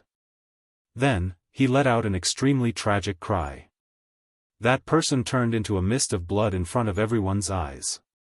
The most shocking thing was, within the blood mist, there was a ball of black flowing light. The flowing light flickered. The blood mist gathered towards the flowing light. Then, it returned to Yuji's hand. This scene stunned those profounders who were clamoring. They pressed their chests. Their faces were filled with fear and unease. The thing that entered their bodies was like a timed attack device. It was very likely that they would all be devoured in the next instant. How would they dare to act rashly? Is there anyone else who wants to leave? Yuji sneered when he saw that he had successfully intimidated everyone with this move of killing the chicken to warn the monkeys. All the profound practitioners' faces were pale and filled with fear. No one dared to clamor anymore. However, this caused those profound practitioners who were planning to join the Nether Palace to start hesitating again. What are you hesitating for? There's nothing to hesitate about. Xiao Yulu tried to persuade them again. However, after saying this, she seemed to have lost all her strength. Her body went limp and she sat on the ground against the wall. Her blood stained the ground. She held on and continued, "As long as you don't have any thoughts of betraying the Palace of Darkness, so what if this imprint is in your bodies? I feel that this will not affect you." Everyone turned to look at Xiao Yulu at the same time. They seemed to be struggling with Xiao Yulu's words. Yuji threw a look at Pharaoh He. Pharaoh He's eyes flashed slightly, but he did not say anything and flew towards Xiao Yulu. Pharaoh Crane landed behind Xiao Yulu, and with an indifferent expression, he took out a medicine bottle that was suffused with black gas from his spatial pocket. He poured out a medicinal pill and threw it at Xiao Yulu's feet. His voice was cold and aloof. "This is a medicinal pill given to you by the Palace of Gloomy Darkness. After consuming it, your injuries will be healed." His arrogant attitude made Xiao Yulu frown. However, her fatigue and injuries had worsened, and she no longer had the strength to argue with the Pharaoh Crane. As a matter of fact, Pharaoh He threw the pill to her. In her heart, she did not want to eat it. However, when he thought of what had happened to the people from the Palace of Darkness, he felt that it was a pity. She still took a deep breath, raised her hand forcefully, and groped for the pills by her feet. His fingertips clenched the pill that was covered in blood and dust. She closed her eyes and swallowed the pill. Pharaoh He glanced coldly at Xiao Yulu before looking at the profound practitioners from the various forces. "As long as you join the Palace of Tenebrous Shadow and remain loyal to it, you will definitely be rewarded handsomely. What the Dark Nether Palace doesn't lack are all kinds of secret skills and precious elixirs." As he spoke, Xiao Yulu, who had been on the verge of death, quickly stood up after swallowing a medicinal pill. She looked at her own body in surprise. His face was no longer pale from his severe injuries. His eyes were filled with vigor. "Thank you, Palace of Gloomy Darkness. I swear to follow the Palace of Darkness to my death." Xiao Yulu was wild with joy as she said to Pharaoh He. Pharaoh He snorted coldly, then leaped and returned to the group of black-robed men. The speed of Xiao Yulu's recovery left all the profound practitioners speechless. They heard Pharaoh He's words again.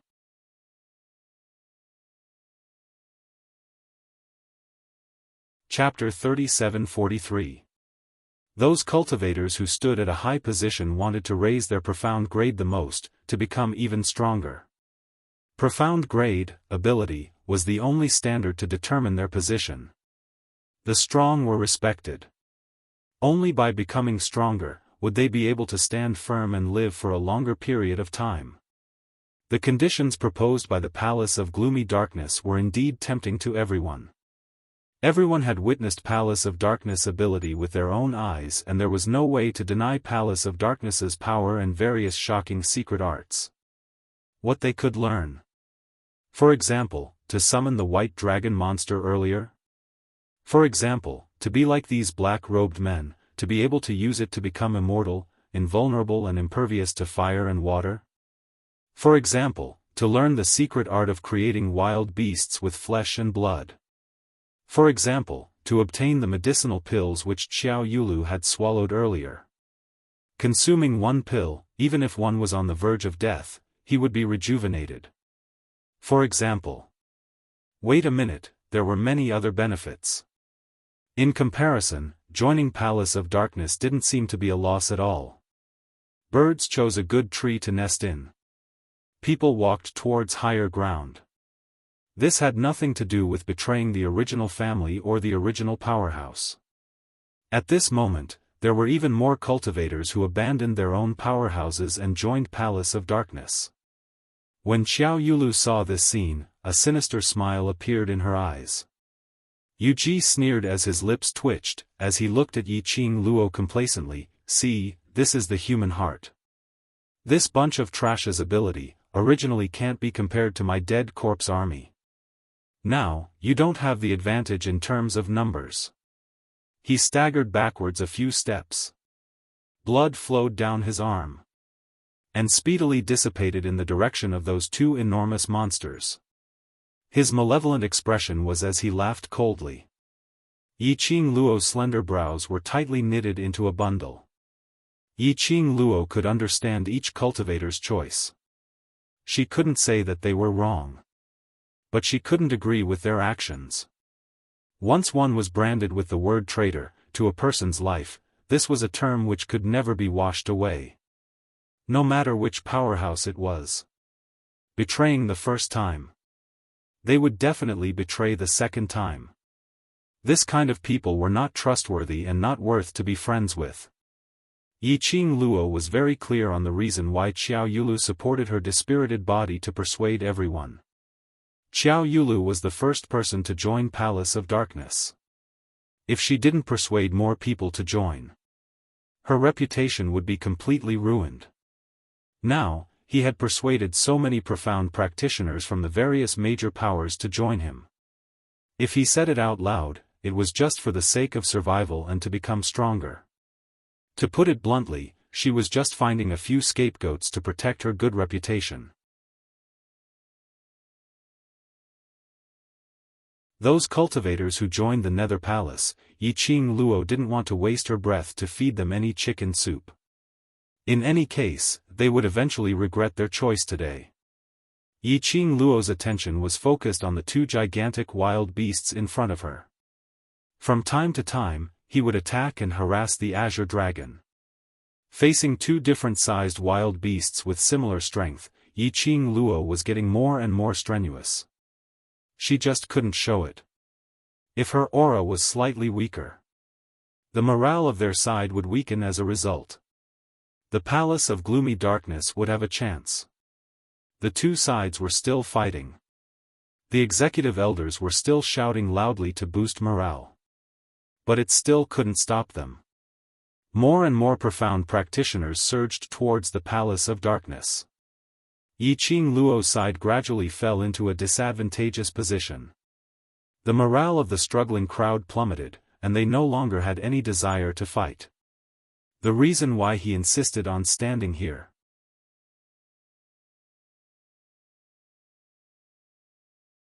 Chapter 37-44. The sky was dyed red by the dark clouds that were shrouded in blood. More and more profound practitioners fell to the ground. Just a moment ago, they were comrades. The next moment, he became an enemy, and he even died at the hands of the other party. Yiqing Luo's brows creased tightly when she saw this.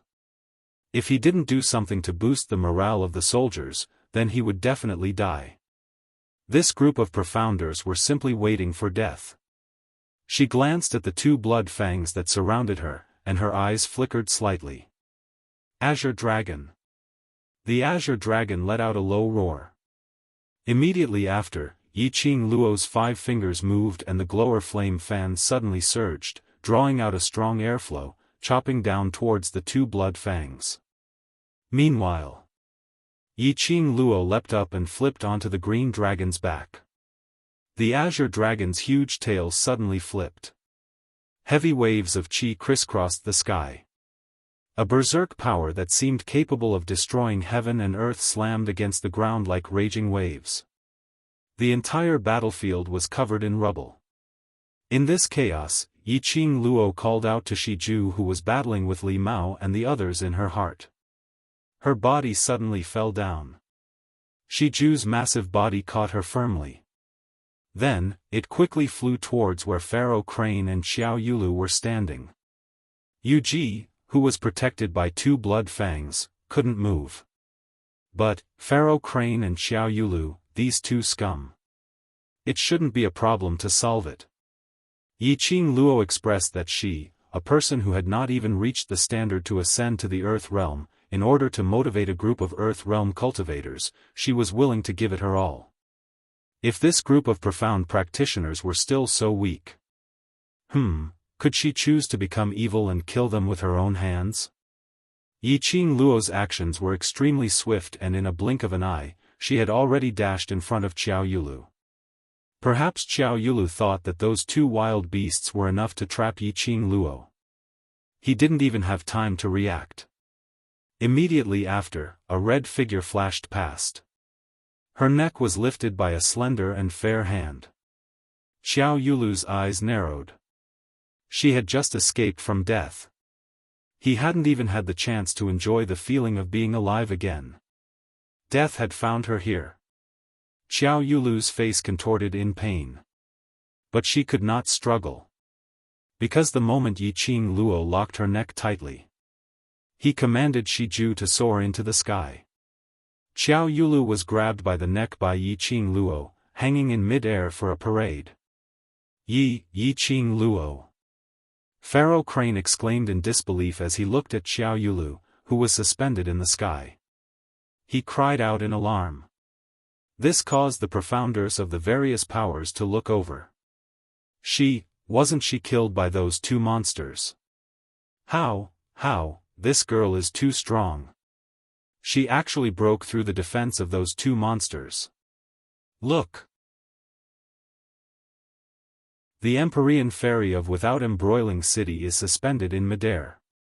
The people of the major forces were all shocked and flabbergasted. That gigantic beast could wipe them out with just one. When Yiqing Luo was facing the 2 gigantic wild beasts, not only was she able to handle it with ease, she was even able to break through their defenses and attack Xiao Yulu when she was unprepared. Everyone looked at the gigantic black panther galloping in the sky, as well as the red-clothed girl on its back. His eyes lit up. Then, what shocked everyone the most was that, the girl on the black panther did not stop because of this. Her eyes were deep and serene, her slender fingers gripped the glower flame fan tightly as she flipped it. The surging bright red glow turned into densely packed light rays as it was released. That light rays made one's eyes feel a faint piercing pain. Pharaoh Crane frowned as an ominous premonition arose in his heart. He stared at that light for a moment and swiftly retreated to the side. You're tuning in to the Xiaofan's Wuxia Tales YouTube channel. Don't forget to subscribe and join us on this journey to catch the most captivating stories.